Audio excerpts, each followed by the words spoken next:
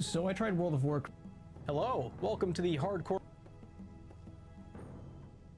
Classic Interlude. I've now made 4 episodes following my journey through Hardcore Classic. I can't thank you guys enough, both the WoW community for welcoming me with open arms into the video making world, as well as my own community. It means a lot that so much of you are showing up to watch these projects that I've poured hundreds and hundreds of hours into. So I mean it, just this once, thank you. I wanted to create this little interlude episode to talk about a few things that didn't quite fit the theme of a progress series. I try and yap about things when I can, but I really want to keep the flow and the pace. I know these videos are long, so I'm gonna pause, take a step back, and look at what we've done so far. I want to talk about WoW Classic as a game. I want to talk about the hardcore experience as a new player. Let's just hang out. What else are you're doing? Nothing. I know you have nothing better to do. And I also want to touch on some behind the scenes stuff, because there's been a lot of talking about these episodes take too long. The new season's gonna start before the series is over. I want to talk about that. At the end of episode 4, I ended at level 32, which I know is not exactly the halfway point when it comes to character levels. In terms of this OnlyFans Hardcore Classic series, I would say we're probably around 2/3 of the way done. I'm not 100% certain on that, but chances are I'll probably have another 2 episodes of the series. So I guess let's start talking about stuff. I guess we'll talk a little bit about behind the scenes, because I really want to address this whole you're taking too long to get this stuff. Okay, what is this? Just wanted to stop by for a second. You're gonna do what I think you're gonna do, aren't you? There it is. Yep, there it is. Yeah, here we go. I have something really cool I want to show you. Oh, I'm sure. It's a magic punk MMO ARPG, Crystal of Atlan. Right, it's got a few things I think you're for sponsoring today's video. Hey everyone, welcome back. I found a chalkboard. It's very real. Allow me to teach you how to make a World of Warcraft video. Step 1, stream. Very big step. Do not skip that one. Step 2, play World of Warcraft while streaming. Step 3, hire an editor to download your VODs. Have them roughly cut up whatever happens on your stream. Step 4, have them upload whatever they created, collect all the money, and offer to give them a percentage of whatever revenue they generated. Step 5, return to step 1. This is the gold standard of how to make a World of Warcraft video in 2025. But me, well, I hate money. So I don't follow that. Let me give you a little peek into what I've been doing. So I streamed a lot from November to February. Every stream I did is currently stored on a hard drive, both in the form straight from Twitch with my webcam and also a form without my webcam. And rather than have someone else sift through all of my hours of footage like a smart person would, I watch it myself. I play WoW and then watch myself play WoW. I experience everything I do in this game twice. I usually find a good start-stop of each episode, weeding out the things that might not fit, not funny enough, and after watching these clips over and over again, I start to lose touch with reality. I can't comprehend my own clips anymore, so I have to step away from it because I have no idea if any of it's entertaining anymore. In the meantime, I start writing a script, thinking of topics to cover, giving all of this gameplay footage some sort of structure. Last episode, I took Gunner's 40-minute conversation with me, put that into a form of chart, and then let that lead the rest of the topics throughout the video. Intertwining things like macros, my ability bar, getting overpowered weapons. I let all of that fall into the same narrative of there's a lot of stuff going on at this level. If at all in this gameplay timeline, there's something significant that happens, like getting the world, the characters, move my camera where I wanted it to, created GM macros to slow down characters' movements to make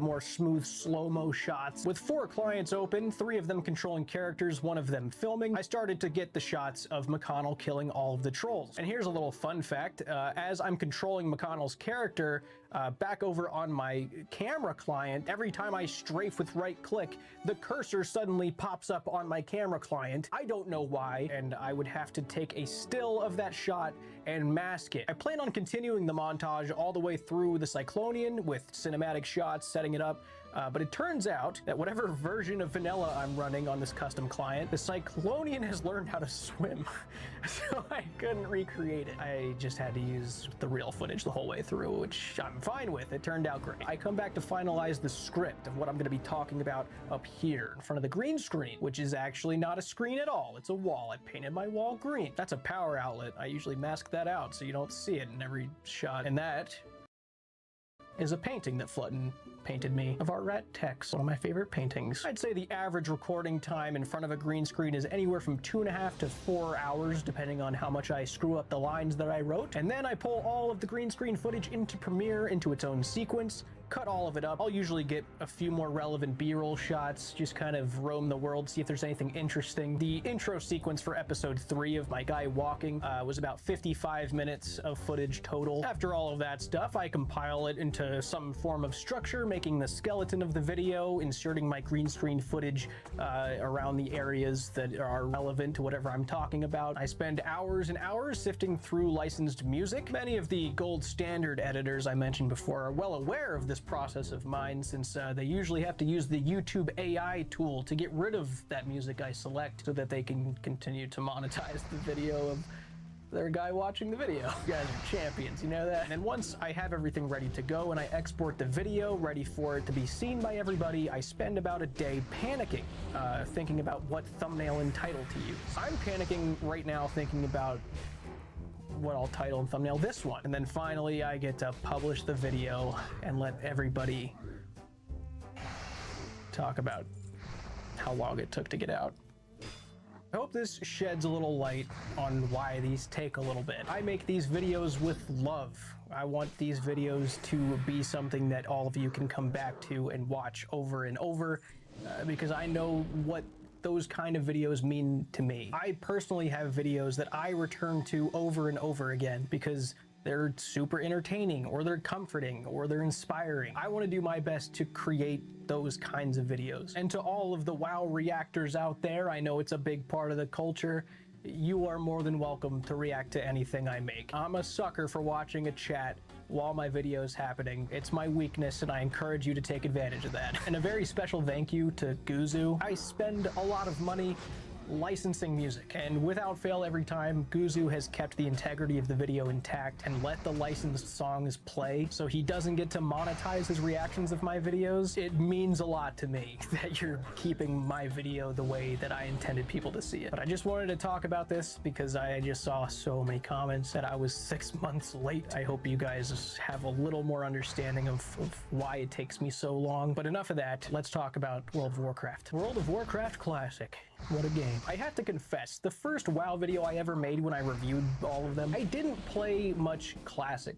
I played a ton of Wrath Classic. My friend who showed me WoW insisted that we play Wrath Classic and not Vanilla Classic, which, I mean, I didn't even know there were 2 Classics to begin with, so I didn't really think much of it. But now, with the knowledge of Classic that I have, I completely understand why he did not want to go into Vanilla. Classic Vanilla is a slow video game. In World of Warcraft, you pick your class, you sit your ass in the seat of that class, and you go on that ride. You might be able to pick a few twists and turns, but you end up at the same destination regardless. And the classic ride is a really slow ride. That doesn't mean the ride's not fun, okay? Don't twist my words. But there's a lot of players nowadays who really don't want slow rides. The experience rates are slow. Gear progression, finding a group for a dungeon, traversing the world, especially before level 40, leveling, it's all slow. This shit was probably perfectly paced in 2006. If 2 years ago when I was trying WoW, if my friend didn't convince me that we needed to play Wrath and not Vanilla, I would have had a lot tougher time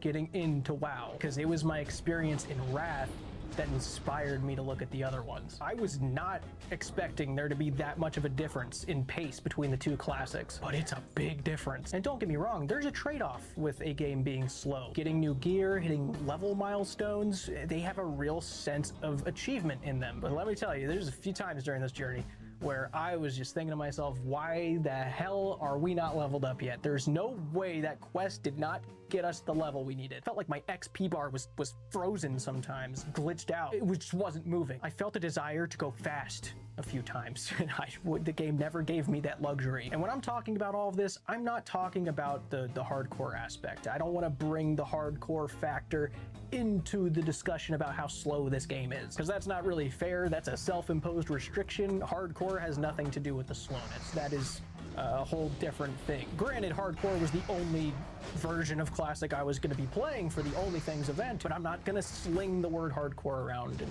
talk about how slow it was. It's just a matter of XP per mob, XP per quests, quest progression, where it sends you in the world. Watching all my footage back, I still can't really grasp why I was so slow. It felt like everywhere I looked, people were dying and then catching up to me almost immediately. Like, yeah, they probably had rested XP. But also, I think a big part of this slowness was because I picked Warrior. If I could go back in time to this character creation screen, knowing what I know now, understanding how many hours I would be locked into this class, hovering over Warrior, I would still pick Warrior. Would I recommend a new player play a Warrior? Probably not. Picking a Warrior was something I became very grateful for, not because I loved the class, but because it was hilarious that I ended up picking a class that most people shudder at the thought. I had no idea about this, and suddenly I was able to make content playing a class that a majority of players probably wouldn't have a fun time playing as. I can't tell you how many comments I got, how many chatters I had coming in, telling me how crazy I was for picking a Warrior as a new player on the hardcore server. People were flabbergasted at this decision of mine. Yeah, I'm a real crazy guy. That's what it was. I rarely ever played solo. And very recently, I was curious about this. Thinking back, looking back on all my footage, I wanted to understand really how risky it was. I went on to one of the normal classic servers where I could die as many times as I wanted, made a Warrior, and started leveling. And it's safe to say,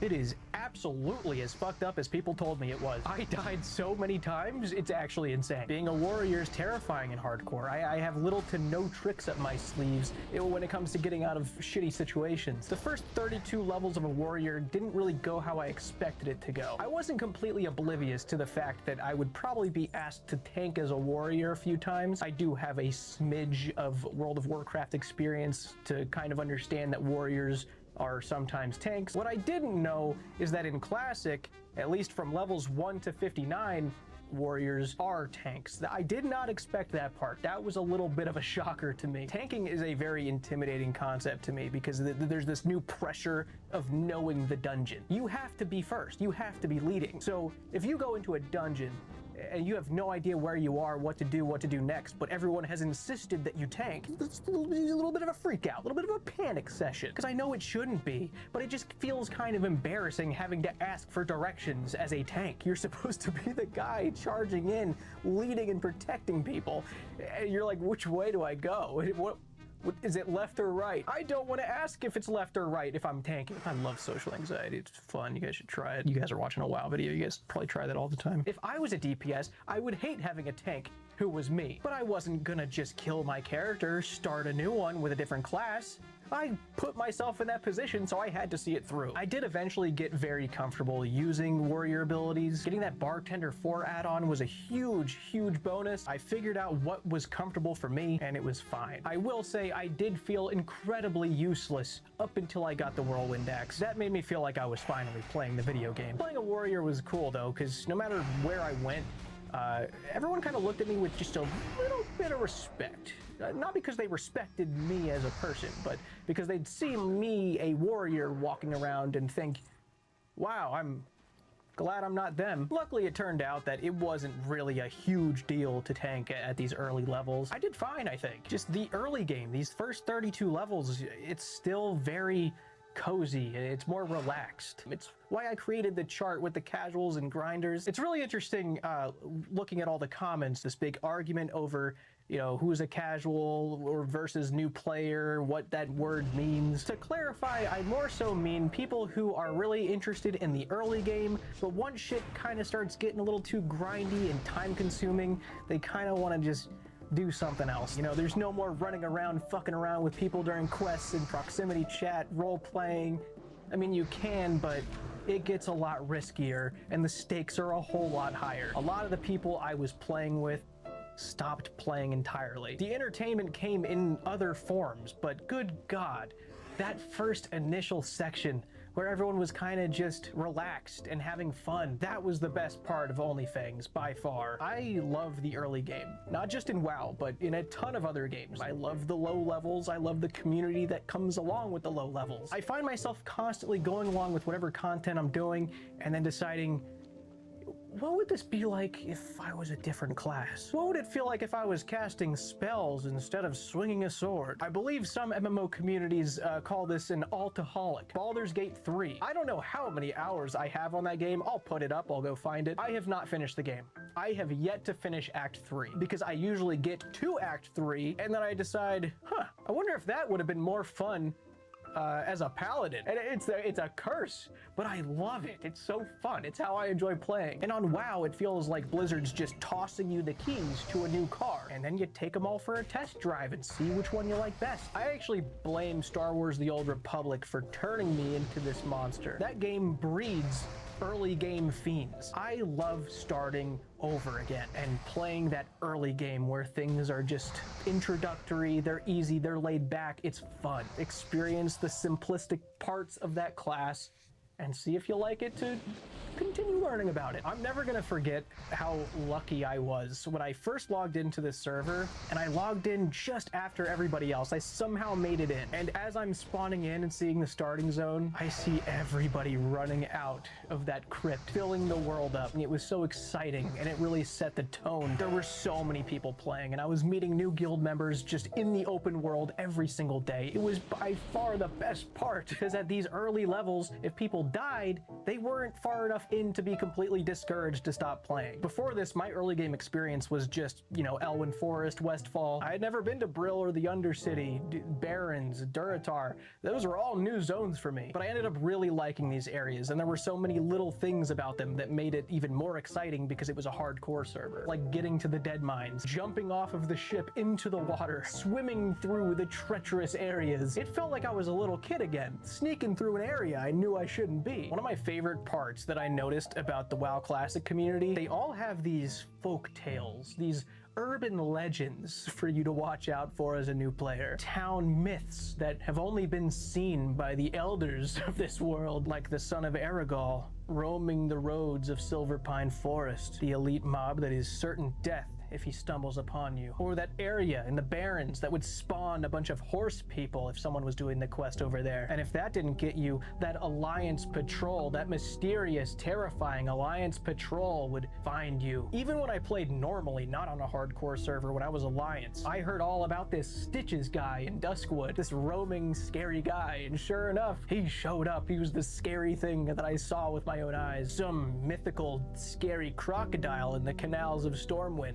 All these things that you really hope you didn't see because it's hardcore, but you also wanted to see because you wanted to be amongst the ones who saw it with their own eyes and could spread the tale to future generations. It really goes to show how built and immersive this world is. These things that you hear whispers about. It's awesome. It was really fun seeing veteran players talk about these things, and it just kind of gives you an insight into how connected they are to this world, if not currently, but years and years ago, and they still remember everything about it. At least they think they do, until their name pops up on the death log because they thought they could take something that they remember beating as a 12-year-old. It is one of the greatest MMORPGs ever created for a reason. And I think the Season 2 of OnlyFans really brought the MMORPG part of WoW to life, because this proximity voice chat add-on that was created for this, that's so fucking cool. That's something that everybody envisioned in their dream MMO. And so many of the guild members were very much on board with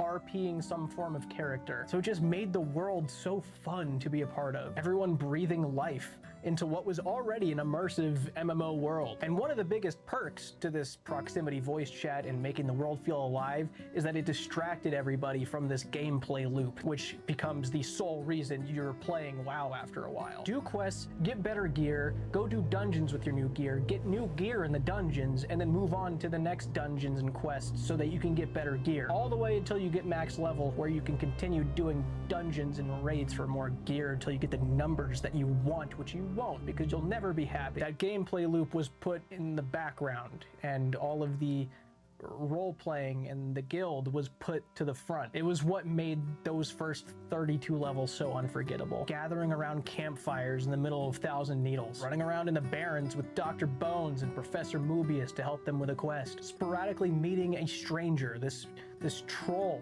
on the road, who would unknowingly go on to become a core part of your group and adventure with you for hundreds of hours. And then the company behind one of the greatest MMORPGs, catching wind of this moment and animating it to immortalize this little blip in World of Warcraft's 20-year history. I can say with confidence that these first 32 levels were some of my favorite times ever playing video games in my life, and it showed me what all of this is truly about. Thank you guys for being a part of this with me. But we're not done yet. I just wanted to take a second to look back on what has happened so far. I want to do another one of these videos after the finale, so if you guys have any questions, feel free to leave them below. Ask me anything, discuss anything, and I'll... That's so sad. Because I love doing this. I can't... That was his last video on hardcore. He never got round to doing the finale. Oh, that's sad. Can't give a set in stone date for episode 5 yet, but I'm gonna be working on it, so it'll be there when it's there. I'll try and finish before season 3 of OnlyFans starts. I don't know, I think that's all I got for now, but again, thank you guys, and I'll see you soon.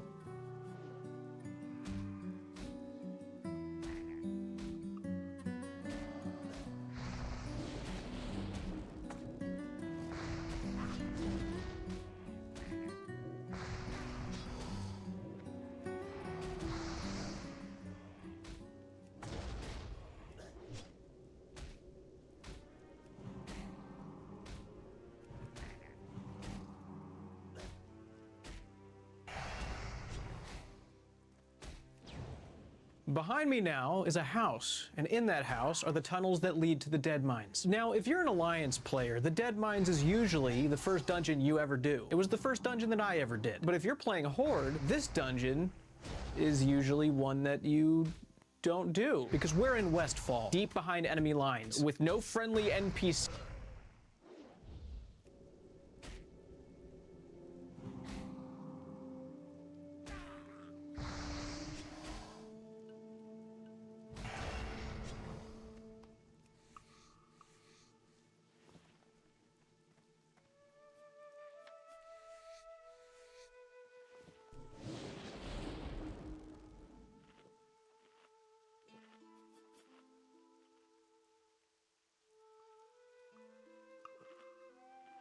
Right.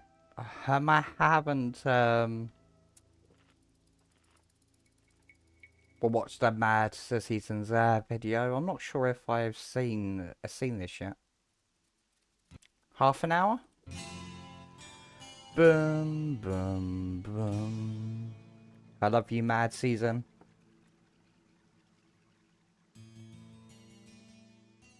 Hey guys, what's up? Mad Season here, back with another video for you. Alright, so Classic Plus, it's not confirmed yet, but in my opinion it's a 99% chance of releasing. We recently went over the why and all of the hints that Blizzard has been dropping over the past several months. I'll have a link to that video in the description if you are curious. But what I wanted to focus on today is realistically, what would it look like considering... Wait. He did that?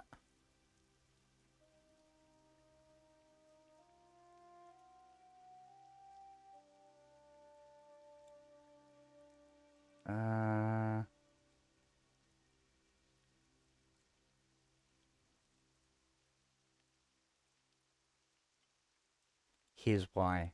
2 months ago. Alright, let's have a look then. This video is sponsored by War Thunder. Alrighty, it's about that time again. So I noticed that there was a startling shortage of Classic Plus videos on the internet today, and I decided that I would rectify things with another one here for you. The focus of this one's going to be my manifesto, or I mean, my thesis on why I think most signs are pointing towards an announcement at this year's BlizzCon, which is occurring in September. But to be serious, I did do a search for something along these lines, and I couldn't find anything as autistic as what I'm about to provide for you. So it might actually have some new information that you maybe haven't considered, or at least information that, when it's all put together, tells an interesting story. Before we get into it though, I would like to take a moment to thank the sponsor of this video, War Thunder. War Thunder is one of the most complete vehicle combat games ever made, and it's available right now for free on PC, PlayStation, Xbox, and mobile. I like doing sponsors for it because I've actually played it on and off throughout the years. It's always a fun game to just pick up and play. There are over 2,500 vehicles across tanks, planes, helicopters, and ships from 10 major nations, covering everything from early biplanes and armored cars from the 1920s all the way to modern fighter jets and main battle tanks. So whether you're into old school military history or modern armored warfare, there's probably something there for you. It's built around intense PvP with detailed vehicles, realistic visuals, and authentic sound design, with a worldwide community of over 95 million players, so there are always huge battles to jump into. It's quite detailed, with every vehicle being modeled down to its individual parts, such as engines, fuel tanks, weapons, ammo racks, crew, and more. Enemy fire can disable these specific components and knock out your crew members, ignite your fuel, damage your weapons, or cripple your mobility. And learning is made easy with your X-ray view, which lets you see where your shots penetrated, what components were hit, and what caused the final destruction of the vehicle. So there's a lot of depth to be had, and not just with its gameplay, but also things like vehicle customization with camouflages, decorations, and also community-created cosmetics. So check it out today for free on PC, PlayStation, Xbox, and mobile by using my links in the pinned comment or video description. New players and returning players on PC and consoles who haven't played in at least 6 months will also receive the massive bonus pack when signing up through my link.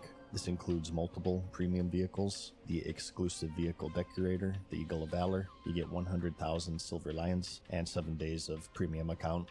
It's available for a limited time, so check it out today. Anyways, so Classic Plus, it is quite the enigma. Most everyone knows what it is, and yet still no one can agree on what it is, or when it'll be out. Will it be good or bad? It's probably one of the most defined, undefinable products in the history of gaming, but I'll try my best to compile all of the most common things that you see about it. So Classic Plus is mostly generalized with the idea of the original base game, vanilla, after its final 1.12 patch, instead of going through the Dark Portal like in the Burning Crusade expansion and similar ones after it. The game instead continues on in the old world, in the Eastern Kingdoms and Kalimdor. New content is then added that follows the spirit and design of the original base vanilla version of the game, with new raids, dungeons, class balance changes, zones, and even things such as new classes, specializations, professions, and other similar features in line with classic MMORPG game design. So as you probably know, when Classic 2019 Vanilla ended in 2021, Blizzard instead opted for the safer route of just going down the list of expansions released in their original chronological order, with similar phasing schedules to roughly match their releases. And as of today, they've reached all the way to the Mists of Pandaria expansion, and that's all well and good, but considering that for many people the end of the classic version of the game ended in Cataclysm, it's left quite a big discrepancy with what these players want and what Blizzard is providing, with many even turning to the independently run private servers to fill in that void, as was evidenced with the almost overwhelming popularity of the Turtle WoW server, which just recently announced its shutdown after a legal battle with Blizzard. Blizzard has flirted with the idea of Classic Plus, with the closest to date being their seasonal servers. First you had the Season of Mastery, which made various raid balance changes to increase the overall difficulty of the PvE portion of the game, which a certain amount of the player base were disappointed with in the 2019 run.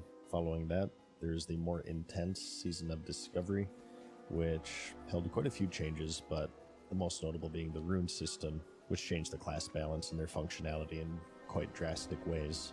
There were some other things such as progressive level caps and near the end some pretty popular requests within the realm of Classic Plus, such as a new Scarlet Monastery raid, as well as a quest line for the legendary Ashbringer. Overall, it was kind of a mixed bag, and people were pretty split on it, with some people loving it and some people really disliking it. So there's been a large demand for it for quite a few years now, and certainly a lot of frustration, especially with Blizzard not providing it, and also now shutting down the actual Classic Plus Turtle WoW. If you look in the comments of this video, most likely people are not going to have a very fond opinion of Blizzard, but whatever you think of them, the point of this video is to just give you the information of why I think there's a 99% chance that it's probably going to be announced at BlizzCon, at least in some capacity. So starting here first with some older information, and that's the survey. Several months ago, Blizzard started sending out surveys to players, which requested for them to not share them publicly, but because it's the internet, of course, that's the first thing they did.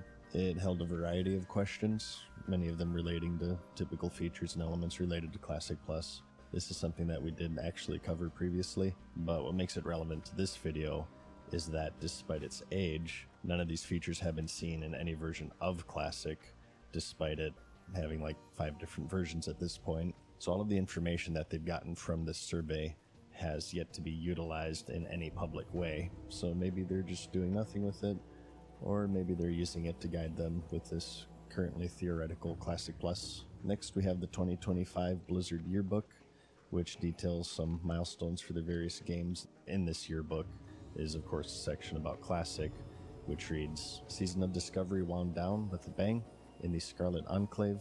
This was the Scarlet Crusade raid I mentioned, as we got cooking on the long-term future of World of Warcraft Classic, eyes emoji, and just below that are a series of plus signs. Now, if you're in the Elder Scrolls trailer analysis community, this alone is probably at least a 4-hour video, but due to the large Classic Plus-sized elephant in the room, and this following a snippet about the Season of Discovery, which is Blizzard's closest thing to Classic Plus so far, many people see this as a tease for an official Classic Plus, which I think is reasonable. Throughout the development and run of Season of Discovery, if you notice, the developer said many times that the whole thing was an experiment and they wanted to see what worked and what didn't work. Quoting the team directly in this blue post, we have Season of Discovery was always meant to be an ephemeral seasonal experience, and while it became so much more for a time, we're extremely excited about the things we're working on for the future. So the thought process here being that the reason for an experiment is to gain information for a bigger project. So I take this as the Season of Discovery, especially due to its eventual end date, was just this testing ground for a more solid foundation for presumably an unending Classic Plus version of the game.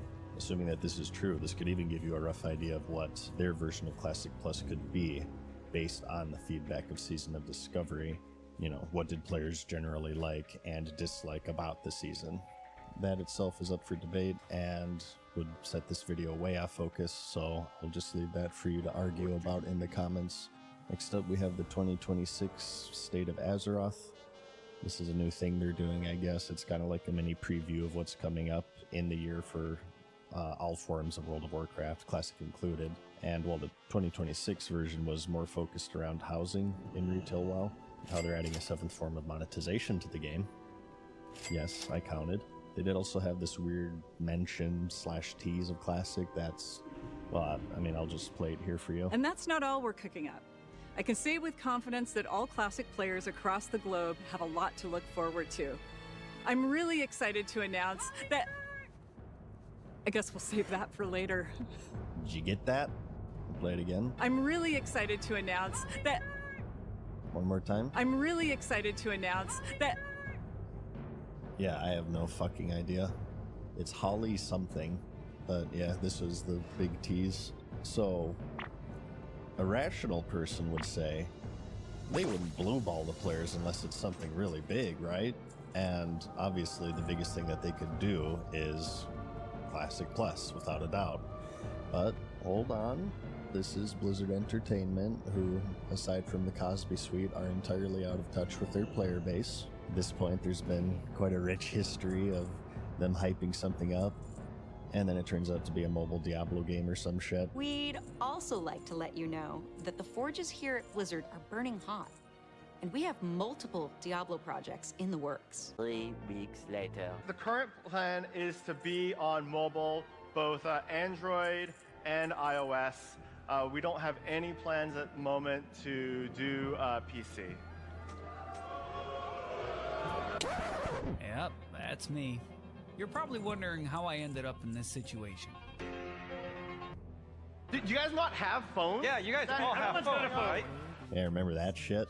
Oh, we got some big news for you Diablo fans. Fucking Netflix series that never saw the light of day and the raping of your childhood. So, this could go either way. If Blizzard were normal, this could be taken as a clear tease for Classic Plus, but as we know, they're not normal. Next, we have the Agrand post. Early this year in January, Agrand announced his diminished involvement with the 2019 line of Classic, which again is in Pandaria, as well as Anniversary, which is now in the Burning Crusade with level boosts, and likely soon the WoW token. Told you so, by the way, just in case you forgot, because I definitely didn't. But in the same post, he announced his change from production to design, and that he's working on the future of Classic. But if that future isn't Anniversary or the 2019 line, what could it be? That leaves only a new project, and some people conclude that what new project could it be other than Classic Plus? And lastly, we have a repetition of history. Earlier we talked about the shutdown of Turtle WoW, a popular private server dedicated to Classic Plus content. It's overall been very highly received, and because of that it became quite popular, and because it became popular it pinged Blizzard's radar, leading to a lawsuit and upcoming shutdown. And I mention this because of two things. One, in the terms of the lawsuit, Blizzard wanted all the data and everything to do with the project. And two, we have a fairly similar situation to the Nostalria shutdown leading to Classic 2019. So this is just about 10 years ago now, but there was once a private server named Nostalrius that was just simply a vanilla private server. It was the old version of the game as closely as they could recreate it, and it was run pretty well by an independent group of people. It was fairly stable, and combine that with the fact that Blizzard was still adamantly refusing that anybody actually wanted to play it, it became quite popular, and just like Turtle WoW, popular enough that they would become a threat to Blizzard's player base and IP, and so they sent a cease and desist, which they did end up complying to. However, they did also send an invitation to their offices in California, where they had a chat relating to vanilla World of Warcraft in some capacity. Then, in the next year's BlizzCon, in November of 2017, the announcement of Classic 2019 was made. That ran all the way until 2021, at which point they released level boosts, which is when this highly attractive and intelligent YouTube channel named Mad Season Show predicted the later release of the WoW token, which a portion of the player base adamantly refuted, and that Blizzard would never do such a thing in a million years, at which point the WoW token was later released, and then all of these people disappeared into the fucking bush like Homer J. Simpson.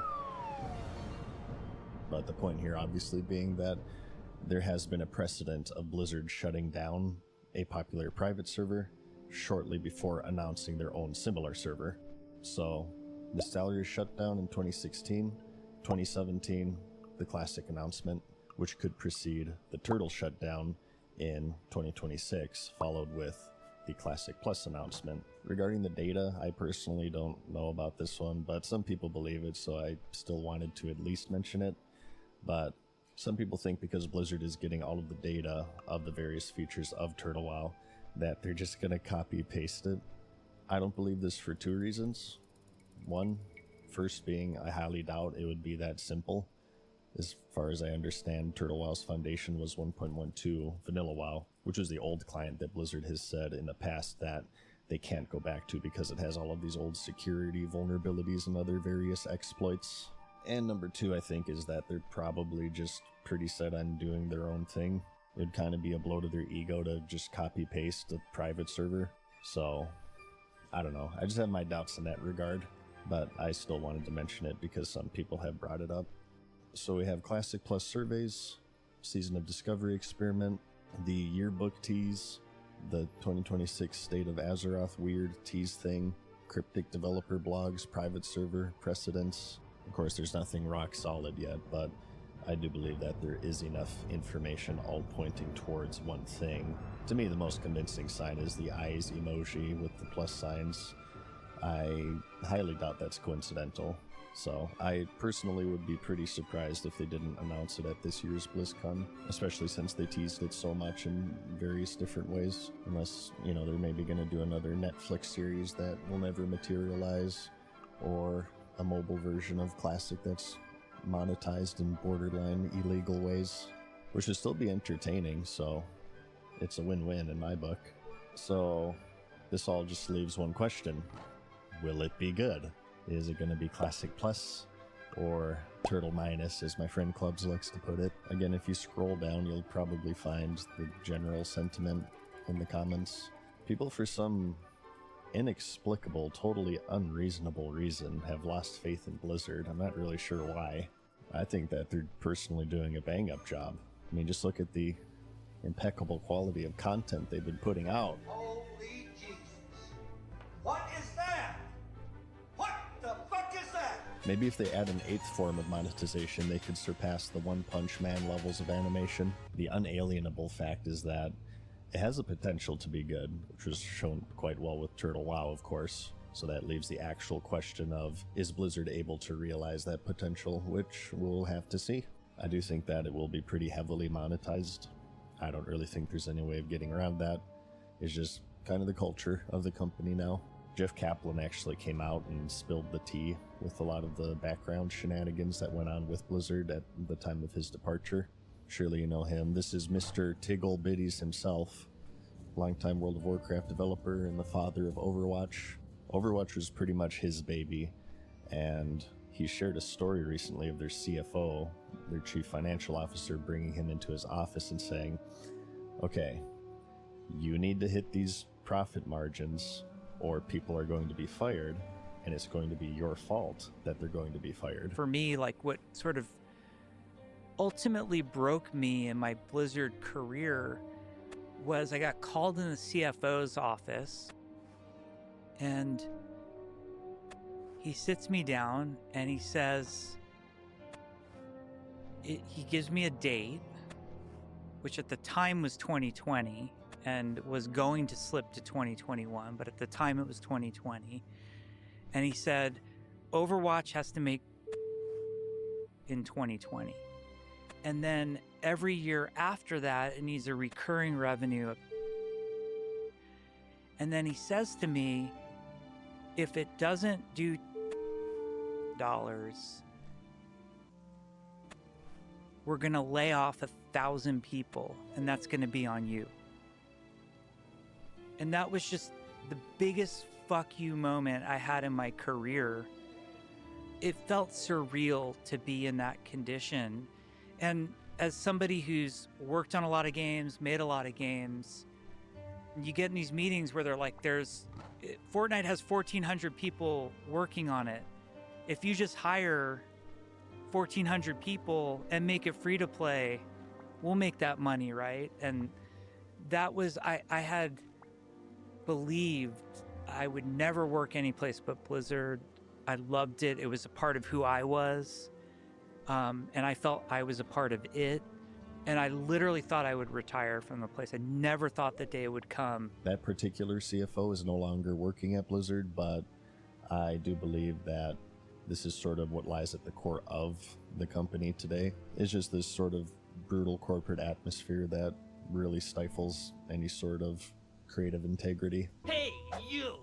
Stop bullying the multi-billion-dollar company! So, along with the Classic Plus announcement, I am also expecting level boost, WoW tokens, other similar forms of monetization. Probably not at launch, but most likely in the months following the launch, which I think is just something that you're going to have to accept if you want to play it, is my prediction. People have been asking if I'll play it. I don't know. I haven't actually played in over a year. Ever since I got into OSRS, it's been more than enough for me, but I've kind of grown to accept that I wouldn't be able to resist the heroin unless it just looks really terrible. But yeah, we'll see. No promises either way. Thanks again to the sponsor of this video, War Thunder. Play for free today on PC, PlayStation, Xbox, and mobile by using my link in the description or pinned comment, and claim the massive bonus pack for multiple premium vehicles and the exclusive vehicle decorator. But other than that, thanks for watching. Like the video if you liked it, because I'll see you in the next one.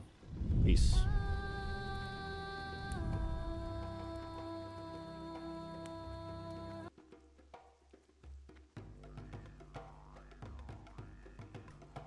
Hey guys, what's up? Mad Season here, back with another video for you. The hits just keep on coming for the World of Warcraft private server community. Recently it was made public that yet another one has been put into Blizzard's sights. This time it's Ascension World of Warcraft, which is a private server group with multiple projects under their belts, including a couple of Classic Plus-esque servers. A lawsuit has officially been engaged by Blizzard Entertainment, and much like with the Turtle WoW coverage, I just wanted to make a video about it here, kind of talking about some of the details and maybe comment on the future private servers / Classic Plus in general. Before we begin, I do want to put my usual disclaimer. I'm not a lawyer. I 100% can get things wrong in this video. This is basically just all my understanding after having gone through the documents, and I'll try my best to summarize it and to be accurate and not spread misinformation, but I'm definitely capable of mistakes. And in the spirit of accurate information, I will have the public documents listed in the description if you would like to view them yourself, if you think I misinterpreted or misunderstood something. So just to set the stage here first, if you don't know what's been going on with Blizzard, they've been very active in the legal world against private servers as of late, having just recently getting the very popular Turtle WoW server shut down. This was a server that launched many years ago and slowly over time built off of the base vanilla version of the game, with various changes that many would describe to be Classic Plus, such as, you know, new areas, quests, dungeons, raids, balance changes, professions, and much more. They became extremely popular in recent years as the desire for a Classic Plus experience has increased. But it ended up being a little too popular as they had started boasting record-breaking numbers. They started advertising the game using Google's AdSense program, as well as even directly poking the bear in snarky social media posts. So Blizzard first hit them with a cease and desist, which is basically an order to stop doing this or else we're going to sue you. That ended up being ignored, leading to the actual lawsuit with all of the fixings and much more, including a RICO charge, which claimed that Turtle WoW and those running it were operating this multinational criminal enterprise. This was part of the RICO Act, which was used to take down the mafia, by the way. And Turtle resisted at first. Many people believed them to be immune due to their geographical location of not just the server, but also the employees who were affiliated with it. They made a plea attempt with Blizzard to, basically work with them. But at the end of the day, they fell victim to the unalienable reality of life. And that's, if you fuck with the money of people who have enough money to do something about it, that something will be done about it. And just about a month ago, as of this posting, after enormous legal pressure, the server did announce its shutdown. And why am I mentioning this? Well, it's because pretty much the exact same process has been started for Ascension. So Ascension WoW has been running since 2016. On their website, they claim to have hosted over 1 million players over their decade-long tenure, and hosting a variety of servers from vanilla to expansions like Burning Crusade, Wrath of the Lich King, and Classic Plus type of servers. Not being super familiar with their work, I'll try my best to explain it. And from what I gather, their most popular one right now is Bronzebeard, which advertises beyond Classic Plus, and it has a lot of features that you would see on most people's lists of what they think Classic Plus is. But a big difference is that it's running on the Wrath of the Lich King client in this sort of hybrid with Wrath talents, XP rates, and so on. They also have Area 52, which operates on the classless system, where you kind of build your own custom characters using any class spell or talent in the game. Kind of like a roguelike spin on the game, I think you could say. And it seems like this version is split up into different eras and expansions. And there's also Elune, which is a seasonal mode, with another roguelike spin on it, where after level 10 you start getting random talents and abilities, so everybody's characters are completely unique from each other. There seems to be more, but from my admittedly limited knowledge, these are the main ones that people actually play. And there's also Project Epoch, which is another variety of Classic Plus, and this was initially made by another team, but they lacked the infrastructure to host all of the people trying to play it, and they suffered a catastrophic launch, and because of that, they handed over the infrastructure of the project to Ascension WoW, but it seems like they never recovered from the poor launch, from what I'm to understand, and nobody really plays it, but that is another server that wasn't made by Ascension, but they're the ones who are hosting it. So now things are being moved forward with the actual lawsuit, similar to Turtle WoW, with the same RICO charge being cited. But a major difference is that where people thought that Turtle WoW had some sort of immunity due to it operating outside of the United States, Ascension, for the most part, seems to be operating within it. Specifically, the company associated with it is in Nevada, but apparently it's like a shell company, sort of, and the actual server is hosted in France. I don't know, it's kind of weird. I don't really understand it myself, so I don't want to talk too much about that, but it's not really that important because, more importantly, many of the employees and people associated with Ascension WoW are US based, including, as Blizzard alleges, even the owners of the server, who they say are the masterminds of the project, and they're located in Akron, Ohio and Nashville, Tennessee. So the big difference here from Turtle WoW is that these international protections that ultimately were not enough for Turtle WoW exist even less for Ascension and the people operating it. And it's not looking good right now, since, you know, theoretically it's much easier, of course, for Blizzard to reach these people. You might remember in the discovery phase of the Turtle WoW lawsuit, Blizzard's strategy basically revolved around going after the employees that were easiest to reach, which were located in the United States, in order to get more information about other people working on the server and things such as how much money they've been making and so on and so forth. Going more into the actual details, like I said, it's a lot of the same stuff with Turtle WoW coverage. It's a complaint filed by Blizzard Entertainment against Project Ascension. They cite copyright infringement of their IP Warcraft, and that the private server is allowing unauthorized access to a modified version of their game without their consent. Like Turtle WoW, Ascension is apparently monetized through donations, and according to Blizzard, they've allegedly generated millions of dollars of revenue, and, you know, they operate it through these shell companies and conceal their identities, and they actively market the service through paid advertisements. But Blizzard is alluding to here, if, you know, they have all this money to be offering out these advertisements, of course there has to be a sizable profit that they're making, right? And much like with the Turtle WoW lawsuit, Blizzard's now going to be going through the discovery phase. They're going to be pinging payment processors, Discord DMs, other financial vendors, and basically just gathering as much information as possible to see who's involved with it, how much money they're making, and it also looks like they're going to be trying to get that money as well. They do use a lot of the same argumentation. I mean, why not? After all, it worked. They go on to say that Ascension hosting the server causes damage to their IP and reputation, and it essentially takes money out of Blizzard's pocket, since, you know, people can play it without paying them. You might be asking what they want. Of course, they do want the server shut down. And like I said, they are seeking monetary damages, and they're trying to get the money that Ascension has earned over the years. And that's essentially it. You can kind of predict what's going to happen, but it is the early stages of the lawsuit, where they're throwing out summons and, you know, giving people time to lawyer up and respond, after which point, surely, just like Turtle WoW, they'll be going through the discovery phase and all that. People have different reactions. As usual, you have the private server people versus the Blizzard people going at it. The private server people are not pleased. The Blizzard people are celebrating the fact that they're not pleased, and these two groups, you know, kind of go at it from time to time. Whatever the case is, if you ask me, I mean, it's just yet another sign that Blizzard's planning to do a Classic Plus of their own. Like, this isn't even the end of it. There's another server called Stormforge that got a cease and desist, and they actually complied with it. So they're seemingly doing everything they can to squelch any and all competition within the Classic Plus market, you know, just like how they did with Nostalrius back in 2016 before announcing their own version of Classic, which is now in Mists of Pandaria, aka one of the expansions that created the desire to go back to vanilla to begin with.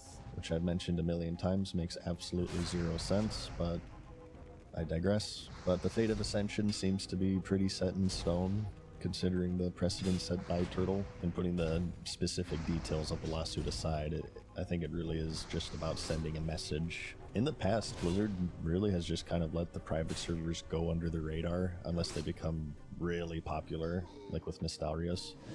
But it seems like this year they've really flipped a switch, and they're being super aggressive in the pursuit of these servers, which has a big impact on, obviously, the private World of Warcraft server scene, but also private servers for any MMO or online multiplayer games, because it's all about precedence, and people for sure will be mentioning not only Turtle WoW in discussions of legality or international protections from IP infringement enforcement, but also now Ascension as well. So yeah, big moment in the world of gaming, particularly MMOs.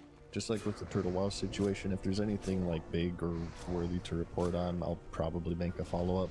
But I don't know, it seems to me that the direction this is going is pretty clear and predictable, so I'm not sure if that'll really be needed. So probably Ascension will make a statement, either complying or shutting down. They haven't said anything yet, at least as of this recording. They might pull a Turtle WoW and try to work out a deal with Blizzard, and probably Blizzard won't really care about that, and they'll just continue to apply pressure until they get what they want.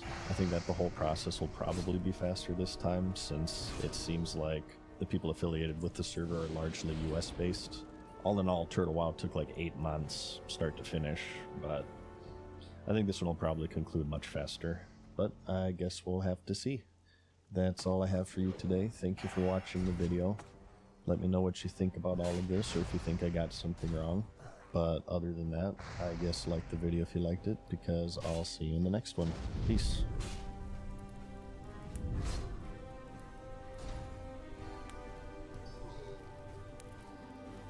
Farewell for now, mortals. We hope you enjoyed today's video. See you again soon.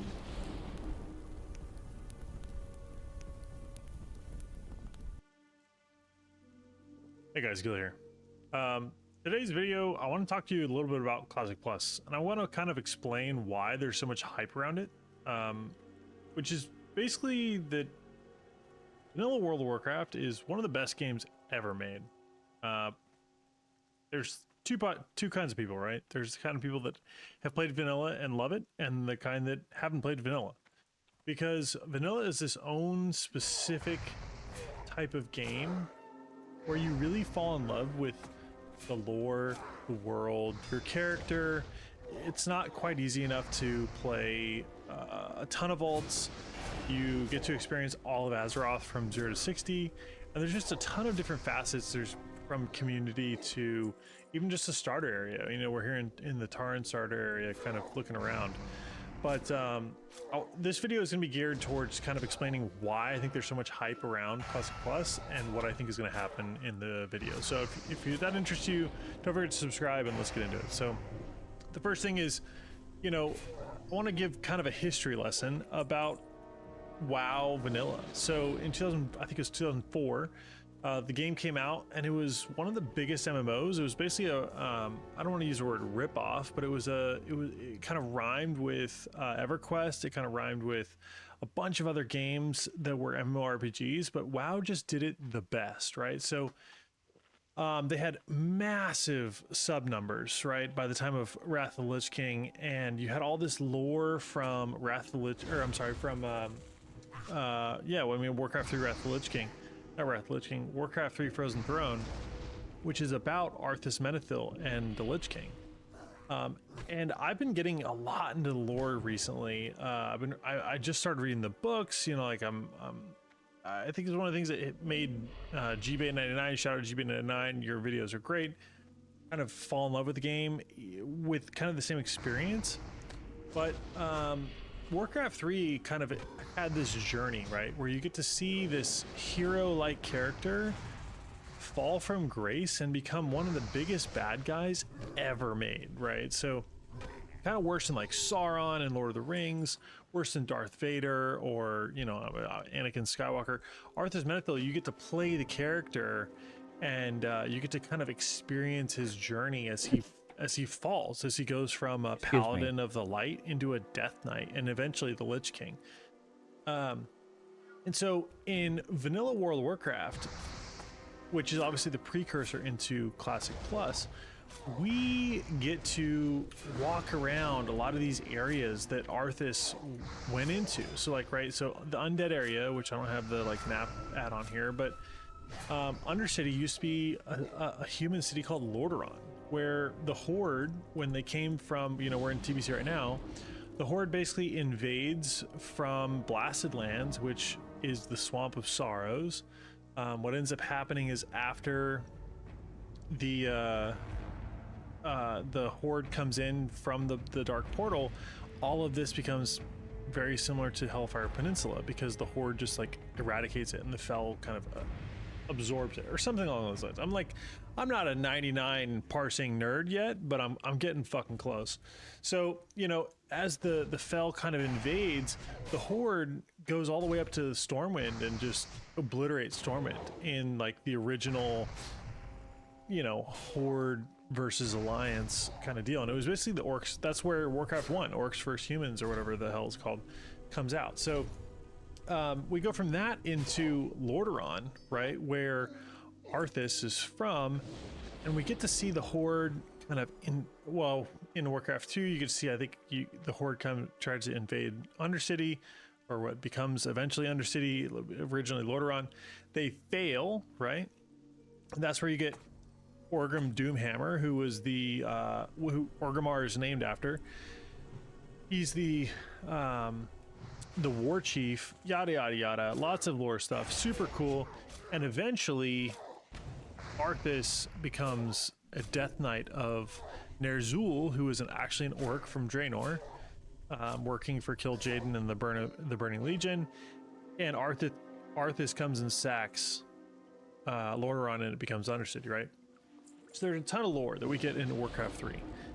And World of Warcraft comes out, and it's like this massive community experience. And I think that's like the secret sauce of World of Warcraft, because there's this whole world of lore, of community, of history, of nostalgia that we just fucking love playing over and over and over again.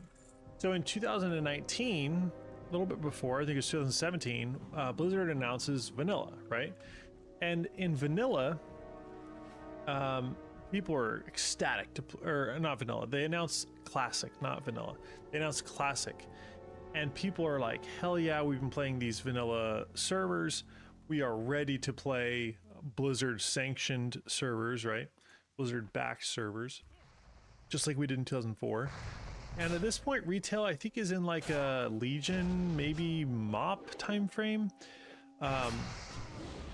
And retail's kind of fallen off. People are really enjoying Classic, or the idea of Classic private servers. And then in 2019, Classic comes out, and it's this huge success.